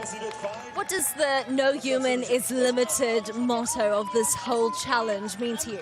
I mean, he's a human who lives by that motto. I mean, 5 years ago, the sub 2 hour marathon wasn't even considered possible. And now you've got a guy who's out here and he's cruising around looking like he's not even breathing doing it. So, you know, the motto it's perfectly suited for this event. And, you know, it's something that we all 40 of us want to try and strive for once we get out of here. And who's going to do it? Yeah. We'll knock on wood. But, yeah, no, he's looking great. I mean, he's cruising through it. So, yeah. Thanks for chatting to us, Patrick. Let's keep our eyes set. Patrick there, Patrick Tiernan, and we've got on the finish line here, we've got people who've climbed into trees. We've got one or two people who are standing on top of the portaloos, the portable toilets, would you believe it? Everybody is craning their necks. Everybody wants the best possible view here on the Hauptallee. We're standing by for major sporting history here, and Ed, we're into the last 10 minutes. We've got 10 minutes to bring him home. Well, I'm starting to feel like those men in bowler hats who watch Roger Bannister. You know, they had that privilege of watching that great moment at Iffley Road, and if everything goes well for the next 10 minutes, and I'm touching some wood here, I think this looks now like it's going to happen. You know, you'd have to drop quite a lot of pace over these few Ks to lose it from here. It can happen. But you can see there's more relaxation on the faces of the people around Eliud, and you can see on his face he's still looking pretty relaxed. I mean, I'm sure he's hurting, but he looks quite good. Yeah, I'm sure he's realizing he has 9 minutes of running, and you know, you tell yourself, I can do anything for 9 minutes. Right in front of us, we are watching as all the pacers gather on the other side of the road to cheer on Eliud, and I believe there'll be hopefully something to celebrate here soon. Julian Wanders has, sensibly put on a huge puffer jacket because he's freezing cold. They're all jumping around. They're taking selfies. The whole team are now assembling because they think it's going to happen. Well, I don't know about you guys, but my heart, I can feel it pounding in my shirt this morning. And we are just sitting here watching and in anticipation, licking our lips here. 1:50 on the clock. And we have, exactly 9 minutes to bring him home. What an opportunity here. And these final pacemakers with Bernard Lagat. I think it's so fitting that Bernard Lagat is the team captain for this final leg. Yeah, from the same area where Eliud grew up, friends forever, was a part of the last attempt. You know, the camaraderie on that last attempt was massive, even though, he just missed the 2 hours. I think it's a gorgeous thing that Bernard Lagat's in this final group. Well, 40 kilometres will be the last major K kilometre to reach the Mars landmark, and that will be 1:53.44 is the target. And let's just remind ourselves that actually by this stage in Monza he was already starting to struggle, and he was already he already knew that he was not going to achieve what he wanted to achieve. He's in much better shape today. You can tell physically, you can just tell in the cadence of his running. You can tell by the support staff and a few smiles that are breaking through. I feel like the pacers feel like they know it's going to happen. He's in a much better place today than he was in Monza 2 years ago. We were at 10 seconds inside. We've just dipped to 9. I don't want to worry you folks at home, but we just need to keep an eye on that clock because we are ticking ever closer. But the cadence looks good, doesn't it? The shoulders look relaxed. Yeah, but you see the thumbs have gone in. He's not feeling as good. He hasn't got very far to go. I mean, he has every right not to feel good. I wouldn't feel good. But he still looks amazing, all things considering. And, in Monza, when it started to drift, he couldn't pull it back, and who could? Once those splits start to drift, you're finished in terms of this attempt. It's almost like you have a rope tied to these pacers, and once that rope is broken, it is so hard to get back on the pack. And the fact is, he's not allowing the rope to swing too far off of his pacers. So the rope is not broken. He's attached to this pack, and he's going to just enjoy the ride to the finish. Communication still taking place between Valentin on the left of picture there on the bicycle. He's giving instructions out. We just saw Eliud just lift his shirt momentarily just to wipe his nose. Needs to make sure everything is absolutely on point. Let's just enjoy these pictures. I think Ed has said, let's just enjoy history unfolding here before our very eyes.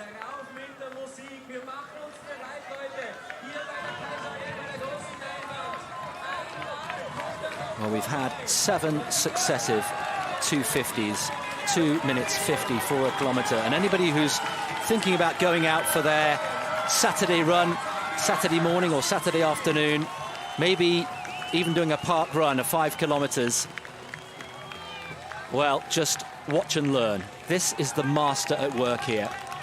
Just over 2 kilometres to go. This is something that everyone can understand. It's a neat number.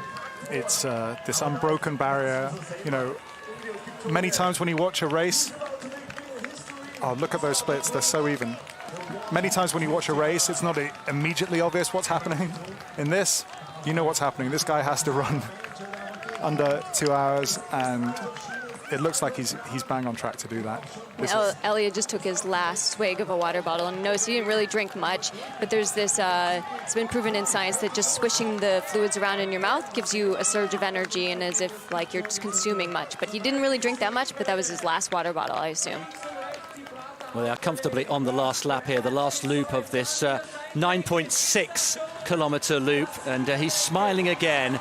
Now, people can smile for different reasons, mostly because they're happy. We've said that Eliud often smiles when it's really hurting. At what point does that smile, Shalane, become a realization that he's going to do this? I would only assume is when the finish line is in sight. That's the only reason to smile, because the marathon is an unknown beast and you never know. You can never get too confident. So even though he may be feeling good or not so good, you can never swing an emotion too strongly either way. But usually the smiling right now, I think, is because he's hurting, but hopefully there'll be a mixed smile of pain and pleasure at the finish. Just over 4 minutes to go, and the pacemakers we are expecting to peel off and let him have the Hauptallee to himself to enjoy the moment, an historic moment as we click ever closer to the magic figure of 1:59.59. As things stand, he will be comfortably inside 2 hours. Ed, how are you feeling from here? I feel like a bundle of nerves. Who thought they were going to see this in 2019? We haven't seen it yet, but who thought that this was possible in 2019? Yes, there are some, parts of this which are, artificial in terms of the pacemakers, whatever. It's not a race.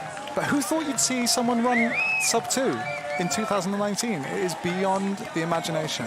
When the conversation first started for the sub-2 effort, I said, no way. No way in my lifetime will I witness the sub-2 hour marathon. I truly did not believe I would be able to witness something like this. Well, the pace car will be peeling away at 41 kilometres, and then it'll be down to the pacemakers themselves to bring Eliud home. And all being well, they will then peel off as well and leave Eliud to run home the final few hundred metres. 1.2 kilometres to go. He is almost there. He has one hand on history here in Vienna. There's Grace, his wife, looking on. She's never seen him race before in the flesh, remember.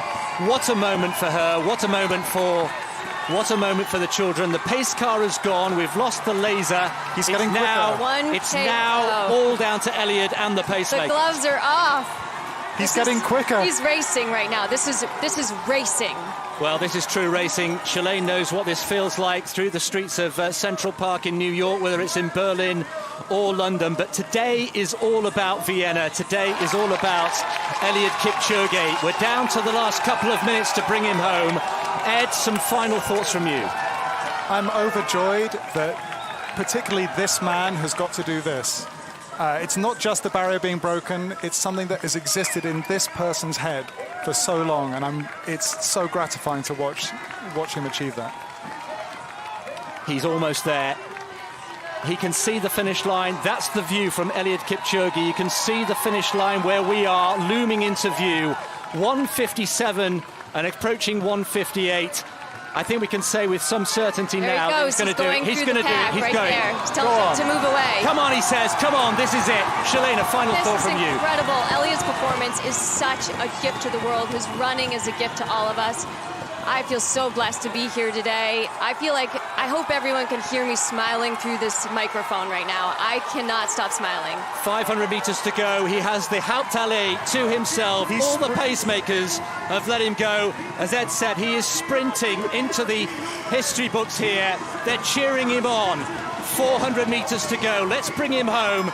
This is history unfolding on the streets of Vienna this morning. It's a Saturday run like we've never seen before. Listen at the noise. The crowd getting right behind him. Goodness me, 300 metres to go. He can see the finish line here.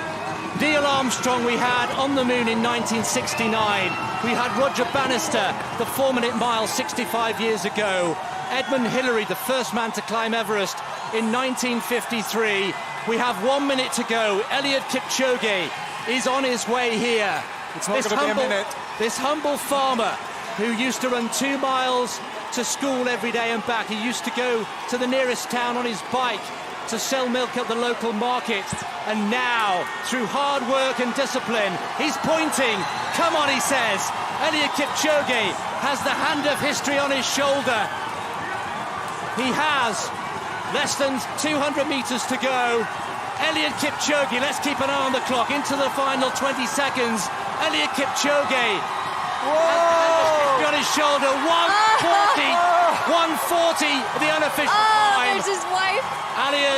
Eliud Kipchoge storms into the history books in Vienna. 1:59.40, the unofficial time. The first man to run a marathon in under 2 hours. One final lung-busting stride for Kipchoge. One giant leap for human endeavour. And you know, Kipchoge was right. No human is limited. And now he can celebrate. He has done it.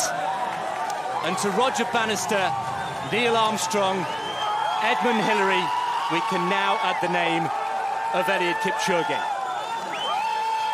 Shalane, sum it up for us. I would like to just thank Eliud for sharing his gift with the world, with us today in the City of Dreams. He created an absolute masterpiece that will never be forgotten. Ed. That was absolutely beautiful. That last kilometre was absolutely beautiful, with his teammates cheering him on from behind. He's now been held aloft by all of his teammates. There's thousands of people with cameras who want to hug him. There's a Kenyan flag. It's pandemonium at the finish line. He's going crazy. You wouldn't have thought he'd just run a marathon. No, he looks phenomenal. There are people crying in the crowd. Well, there was a very carefully choreographed plan for the finish, but that's completely been ripped up and thrown out of the window because Eliud Kipchoge is on. He's still got energy. How on earth do you have the energy to run like this after running at 13 miles an hour for 2 hours? There you can see the unofficial time. We may take a minute or two to make that the official time, but 1:59.40.2 is the unofficial time. Comfortably inside 2 hours. And the Olympic champion, the world record holder, the greatest marathon runner the world has ever seen, is now in the history books. And they are going berserk right in front of our commentary position here. We could just see his physio, his long-time physio. Crying, wiping tears away. Peter, he is a tough guy who hurts people for a living. He puts his thumbs deep in their muscles and he is weeping in front of our commentary box there. I want to give everyone a hug. There is his wife. What on earth must she be thinking? You choose a race to go and watch your husband race for the first time. This is not a bad It's point. a good one. It's a good one. Yes. It's a good one. I wonder what his kids are going to say later today. Oh, Dad, it was okay. It was pretty good. We see all the Kenyan flags here. This is such a big moment for Kenya, for East Africa, and it's incredible that we're watching this supreme athlete from Kenya do this on the world stage. There they are. His children watching on with great pride. And I wonder what Eliud is thinking as well, because anybody who's a parent knows that it makes a difference. It makes a difference to see and do something in front of your children. So it's been extraordinary here. We hope you've enjoyed our coverage from the commentary box. Thanks very much to Ed Caesar and to Shalane Flanagan. Brilliant insight and analysis as always. The celebrations, I'm sure, will last long into the night. We're going to repair somewhere for breakfast. But Gabby, he's done it. And now he can party on the Prater. Chris Dennis, thank you so much. Shalane Flanagan, Ed Caesar, excellent work there in the commentary booth. But look at these scenes out here. I can't tell you the joy that is radiating from all of the pacemakers, the INEOS team, everyone who has made this possible. His coach, Patrick, he's been with since he was a young boy, grew up in the same village. And these scenes are joyous out here. The family as well. Lynn, Jordan and Griffin, the children next to his wife, Grace, just a little way away from us. They're kind of overwhelmed by what their father and husband has done. He has made history. He has joined a pantheon of greats, humans who push the limits, and to be here amongst this crowd and see the reaction of people who are here is just a special, special moment, a real privilege to see and feel the atmosphere here. There's a scrummage of photographers. They're all desperate to get the shot that they know will be the shot of their lives, potentially. And amongst that throng, just near me here, is Radzi Chinyanganya, who is eventually going to get his microphone under the nose of Eliud Kipchoge. And you can see here Fran Miller bringing him forwards. And there is Eliud Kipchoge walking just past our commentary and studio position. He's heading over here and may be able to get a little word. Oh, he's getting weighed. He's going to get weighed at the moment. This is such an important moment, obviously, for the team to get all his details, get all his data in.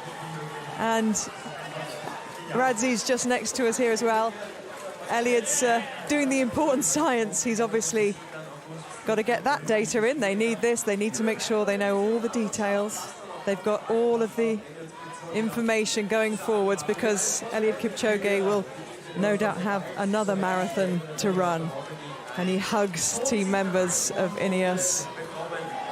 He has the flag, the Kenyan flag aloft, and hugs more team members. Fran Miller there. An absolutely wonderful scene. Radzi's going to get his microphone in under his nose, I'm sure, any moment now, and we'll hear the thoughts of Eliud Kipchoge. He's a quiet man. He doesn't say a lot, but when he does, it is thoughtful, it's considered. He's such an intelligent figure, a real thinker of running. And there he is now with Radzi. Hi, Eliud. Radzi's good to see you, Eliud, but Radzi's going to have a chat with you. If you want to come on this side, Eliud, if we come this side, you have just made history. Yes, yes. You've become the first man to ever run a sub-2-hour marathon. You've done it. Yes. How are you feeling? I am feeling good. It has taken 65 years for a human being to make history in sport. After Roger Bannister made history in 1954, it took another 63 years. I tried and I did not get. Now it's 65 years. I have tried. I'm the happiest man to run under 2 hours in order to inspire many people, to tell people that no human is limited. You can do it. I'm expecting more of the athletes in this all over the world to run under 2 hours after today.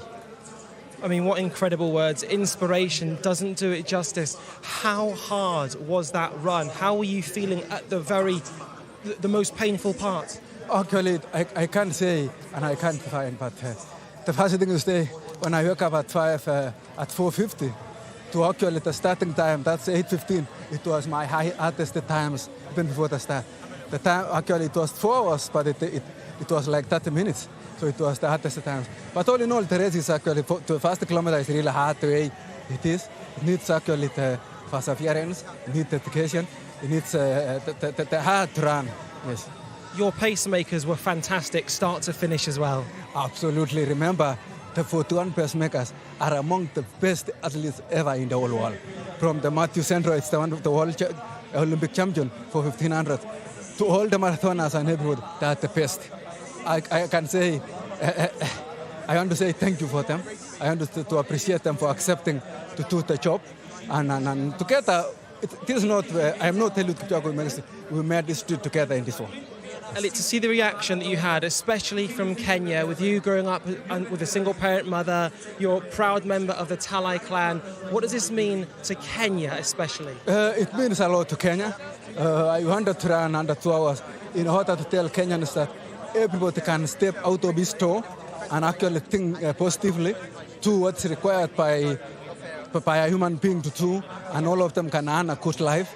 And together, you can make this wall a running wall. And after making a running wall to this wall, you can make this wall a beautiful wall and a peaceful wall. It's a genuine joy talking to you. It'd be remiss of me not to mention your wife and your 3 wonderful children as well, though. Actually, my wife and my 2 children are giving me more support. I'm happy for them to come and witness the history. They will be among those who made the history. I'm happy for them. And just finally, Eliud, what image would you like us to take away from this? You genuinely made me cry watching you cross the finish line. What would you like us to remember about this? Actually, I want to say the positivity of sport.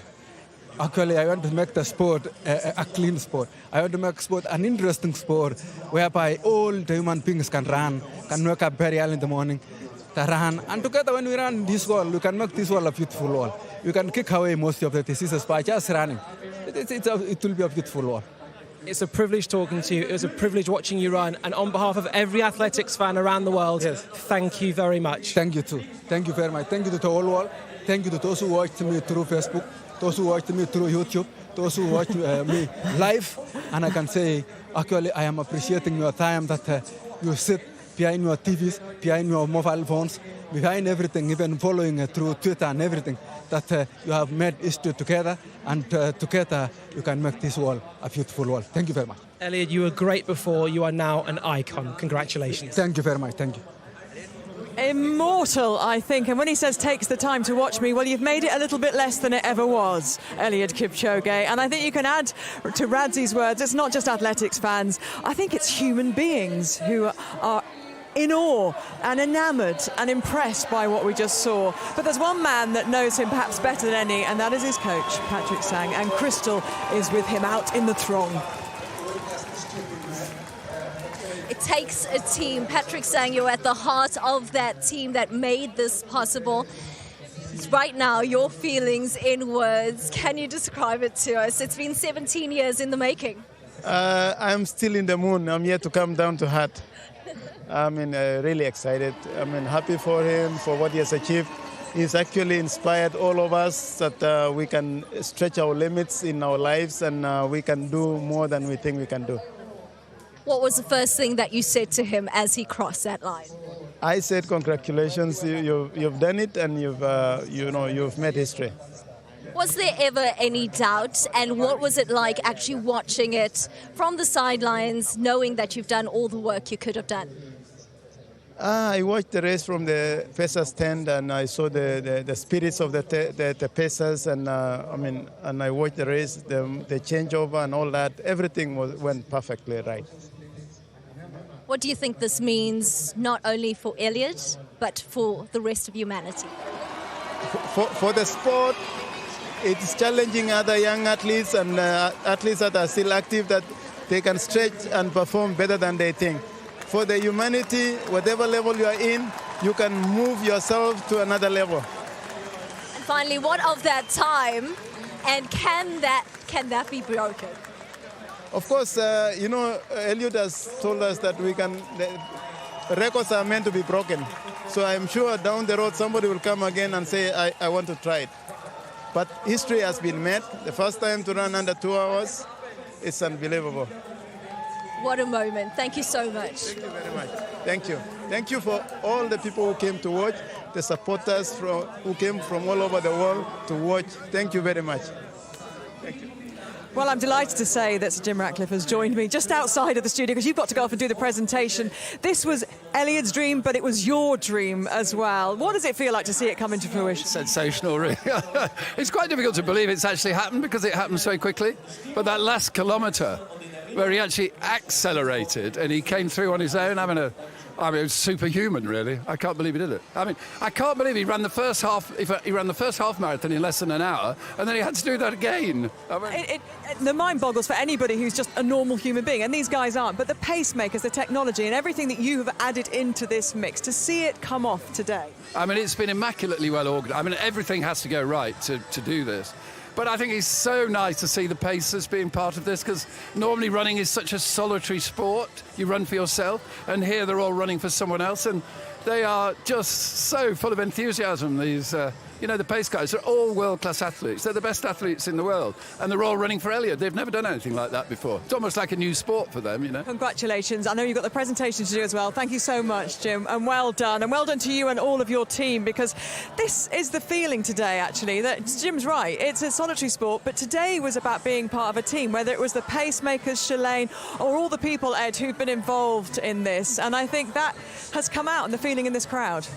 Well, I'm still shaking from the performance. I think everyone is either weeping or shaking and crying. It's been incredible. The image that I'll remember is of him coming up the final straight with the other pacers cheering and whooping behind him. This was one guy being propelled, really. He had to do it himself, but he couldn't have done it without the rest of them. So, well, the presentation is going to be a trophy, which obviously is a one of a kind, really, because guess what? Nobody's ever had the sub-2 hour trophy before. And I think it's really more of a symbol. It's a symbolic gesture to Eliud. And I know that later today he will take his pacemakers and he will present them with trophies and awards as well, because he realises just how important they were, not just in setting the pace, but in boosting his morale and keeping him going when it got a little bit tough for him out there. It didn't appear to get massively tough because he hides it well, as we know. But he really is a team man, and he's enjoyed the camaraderie of everybody with him. We actually thought that he went through a bit of a sticky patch, in the middle there, and he really had to talk himself out of it. So, well, we have witnessed history. It has been an incredible 2 hours here in Vienna. You were part of history. Goodbye.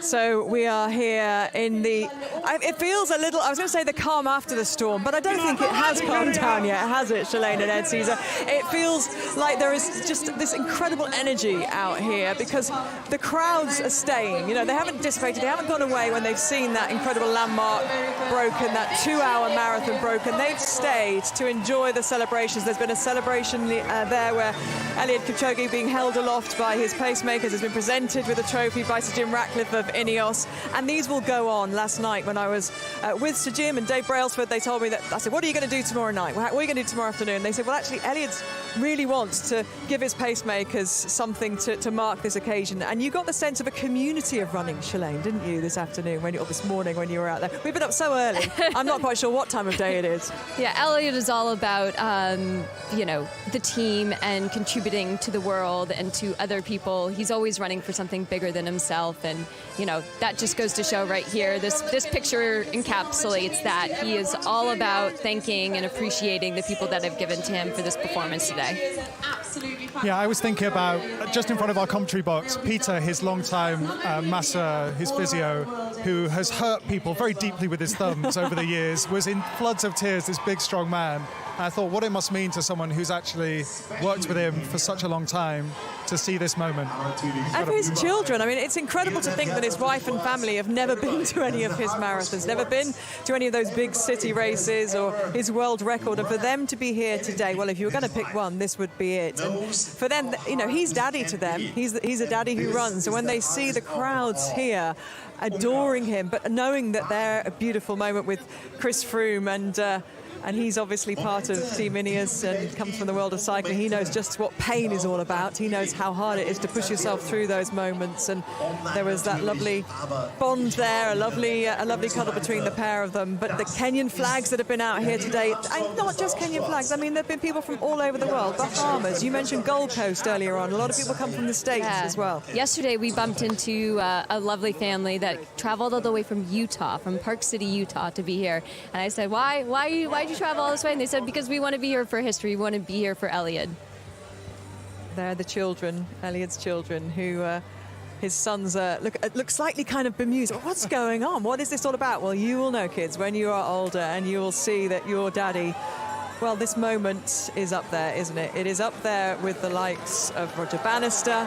It is up there with the first steps on the moon. We are talking human endeavour and breaking barriers that well, they weren't predicted to be done for another 15 years or so in the projections that scientists made. But scientists and very clever people around Team INEOS made sure that he had the conditions and everything was perfect. But actually, what they couldn't determine was the weather. And we didn't expect the fog, and we didn't expect the damp, and we didn't expect the humidity today. And maybe that was another 10 or 20 seconds off the time. It certainly wasn't absolutely perfect, but it's one of, it's a sport, and it's not a scientific experiment, and things go wrong. And he had to really talk himself through some tough times there. It was not a walk in the park. We're in a park, but he was really, really hurting. You could see that he was hurting, and he hurt a lot earlier than I thought he was going to. He had to talk himself out of a really sticky patch. And yet, Shalane, when he crossed the line and then he sprinted back and starts high-fiving people, it just shows you the euphoria. If anybody's thinking about starting running, that euphoria and those kind of bursts of hormones and energy and everything that comes with feeling great when you run, that was it right there. Yeah, if he hadn't broken 2 hours, I don't know you would have seen him sprinting around like that, but he achieved this lifelong goal. And that euphoria carried him and gave him the energy to give the high fives, run up and down the road. I mean, I was chuckling. I couldn't believe after that type of a athletic feat that he could have the energy. But it's truly that surge of energy of just having this accomplishment to his name. I've not seen anything quite like it with the photographers. They're going again, the photographers, as he comes back over. They were kind of fighting with each other. It was like a scrum. It was like a proper paparazzi scrum, because they know what they're seeing is just incredible, and they are privileged to be here. Let's take a little look back, shall we, guys, at the last kilometre, which was this is where the celebrations truly started, Shalane. He's truly racing against the clock and running towards history, and it was so fun to just see him in absolute full flight, no one blocking him, and to see his beautiful form that he has, and to see his wife waiting for him at the finish. It was just clear running, and you could just see the joy emanating from his body that he was going to achieve this goal. Yeah, the moment for me was absolutely priceless. Was when everyone split, and you could just see them in the background, like raising their arms and cheering him on. That was the moment where you felt this was really going to happen. And there were people down here at the finishing line, they're still there, like who'd climbed up trees and done whatever they could to get the best vantage point of the moment. Well, my own personal travesty is that I forgot to press record. I was holding my phone, I was so emotional, and so I have nothing but wonderful memories, and I'm pretty sure we might have pressed record on the production today. I'm sure. So I'll go back and watch it again and again. But it was there was just a sense and kind of collective and a community intake of breath, because everybody here knows that they have witnessed something truly special. And as you say, when they peel away in a few moments' time, the pacemakers, which was obviously a preordained, an orchestrated move, that this is the moment he will go, and this is his moment. And that was where it became like a racing kind of environment, but without anybody to race, just the clock. And it was all about the clock today. And he was getting the crowd going, and he was whooping them up, but they didn't need to be whooped up because they were so with him, and they were already at the finish line cheering and singing. We had some wonderful singing. Did you hear it in the commentary box? There was some fantastic... No, we didn't hear the singing. No, we had some fantastic Kenyan singing going on as well. There was a party atmosphere, and because of the fog, it's ever so slightly misty. It's even more evocative, isn't it? And the man emerging from the mist is the man who will go down in history, Eliud Kipchoge, and his official time of 1 hour 59:40.2. An incredible feat that all of this crowd here will remember for a very, very long time. Ed, you know, you've written so much in this area, you've researched in this area for so long, and we talked about the cynics coming into this who said, well, he's got pacemakers and he's having carbohydrates and he's doing, you know, things that you can't do to get an official IAAF world record. What do you think they're thinking now? They're surely, if they love this sport, they're feeling as joyous as everyone around here. Well, I think that you couldn't help but be affected by the scenes that you're seeing, the joy, the evident joy. Now, what this performance will help to do, perhaps, is to bring the official world record closer to 2 hours. And one day we might get to see that as well. But you can't have that without this first. So this is the kind of pioneer moment, and then there'll be another pioneer moment. But what you have here is the real, this gorgeous feeling that running itself is very, very beautiful. So. And there is the money shot, as they say. Wow. And his wife running out, Grace, there. He's behind us just now, actually. He's just come through the line again. And it's like reliving it all over, because I think anybody here who hasn't had a cuddle is in line to get a cuddle. Everybody's hugging him. Everybody's cheering him on and giving him high fives. And the team members of Team INEOS, who are wearing very distinctive jackets, all giving each other lots of cuddles and hugs, because although this has been almost a year in terms of conversation, it has been about 5 months of absolutely every day back-breaking work in getting this here. The project managers working out everything from making sure that the course was 26.2 miles exactly. You know, you think about if it had been a metre short, it wouldn't count, you know. So all those things, all those details, making sure that every single part of his preparation was perfect. The lead up this week, of course, you can imagine that, you know, that's a lot of people to make that come off. And it's a lot of pressure for Eliud, knowing all these people are helping him. It uplifts him and it makes him want to work hard and dig deep for all those people. But it's also, yeah, a big team behind him. Thousands of people are here to make sure every detail is just perfectly orchestrated. He would not have wanted to let down anybody today. You know, everyone's turned up for him, and he didn't want to let anyone down, and he certainly didn't. Look at that now. That's such a nice moment. Now, the question that Radzi, I mean, it was an emotional time at post-race, and of course, it's not the question that first comes to mind, but the question I'm going to ask you two that we didn't hear, do you think he has one more big marathon in him? Has he got an Olympic Games in him? I mean, you would not forgive this man for turning around today and saying, guys, I'm done with running 26.2. Yeah. We believe we think he's got the Olympics. So my feeling is that one of the great African running heroes, Baby Bikila, won 2 gold medals, and he wants to do the same in the marathon. He wants to win back-to-back gold medals. And then I think you could comfortably say, put your feet up, you know, enjoy the farm, you know, spend some time with the kids. There are loads of running legends around here, but one of those, Wilson Kipchoge, is with Radzi. Let's hear his thoughts about what we've just seen. From near and far, I think you've all made this experience as special as it was. In the 800 metres indoors, it still stands. David Rudisha broke the outdoor one, but Wilson, as a world record holder and a Kenyan one at that, what did you make of what Eliud just did? No, it is one, I think, you know, thinking about my world record, making history, but this one is really a big history. Running a marathon, the speed Eliud was going, you know, is unbelievable. I cannot even describe, because today I was crying. You know, I've been there in that stress, but being here today and witness this record, you know, unbelievable. You know, I have no word to say, because I know Kipchoge, I've seen him, and I'm here to see the history being made today, so it's unbelievable for me. Because you know him personally, what can you tell us about his character that results in what we've just seen? The way I see his character, you know, it reminds me when I was training, you know, concentration training was nothing else, you know. It's only running, staying even at the training camp, no driving. You eat, you sleep, you train, you sleep. And that's really, you know, the person I miss to see so many athletes to do what Eliud is doing. And being in Eldoret, going in the Kipchoge training camp and watching him training there and seeing him being humble and down to heart. Right. So that's really, he touched me. Each person, he knows what he's doing and he wants to make history in the world. Because he makes it look so easy, you almost don't realise that it's difficult. Could you describe how difficult it is to take your body to that place and stay there? For me, you know, I was surprised to see him running, let's say, every kilometer in 250. You know, I think I cannot make it that in even if I have to run only 800 meters. So staying in that really is a mental part of it. You know, this one is you train day in, day out. Even when you are sleeping, it's like you are calculating. You know, every time you're eating something, it's like you are counting. You know, how many spoons you are taking.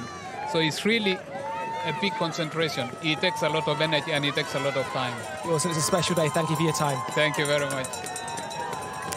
Well, Eliud, in his interview earlier, talked about inspiring people to run and inspiring people to do things that they never thought possible. And the running community, of course, will be loving this. But I think it also transcends, doesn't it? And people thinking, yeah, do you know what? I can do that part run or something. You start off small and you build and you build. And that is the message of any athlete's career.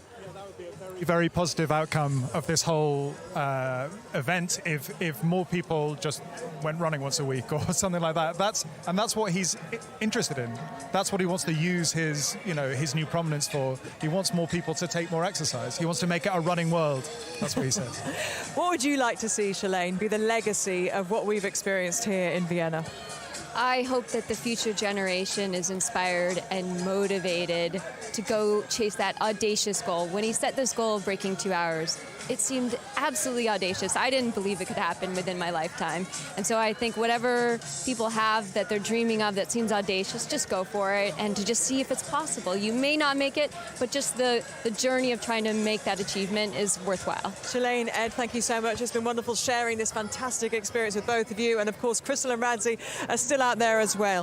One man has done what many thought impossible. He has broken barriers that are akin to a 4-minute mile, putting a man on the moon. He's done it with a lifetime of endeavour and hard work. And that man who's made history today is Eliud Kipchoge. Goodbye.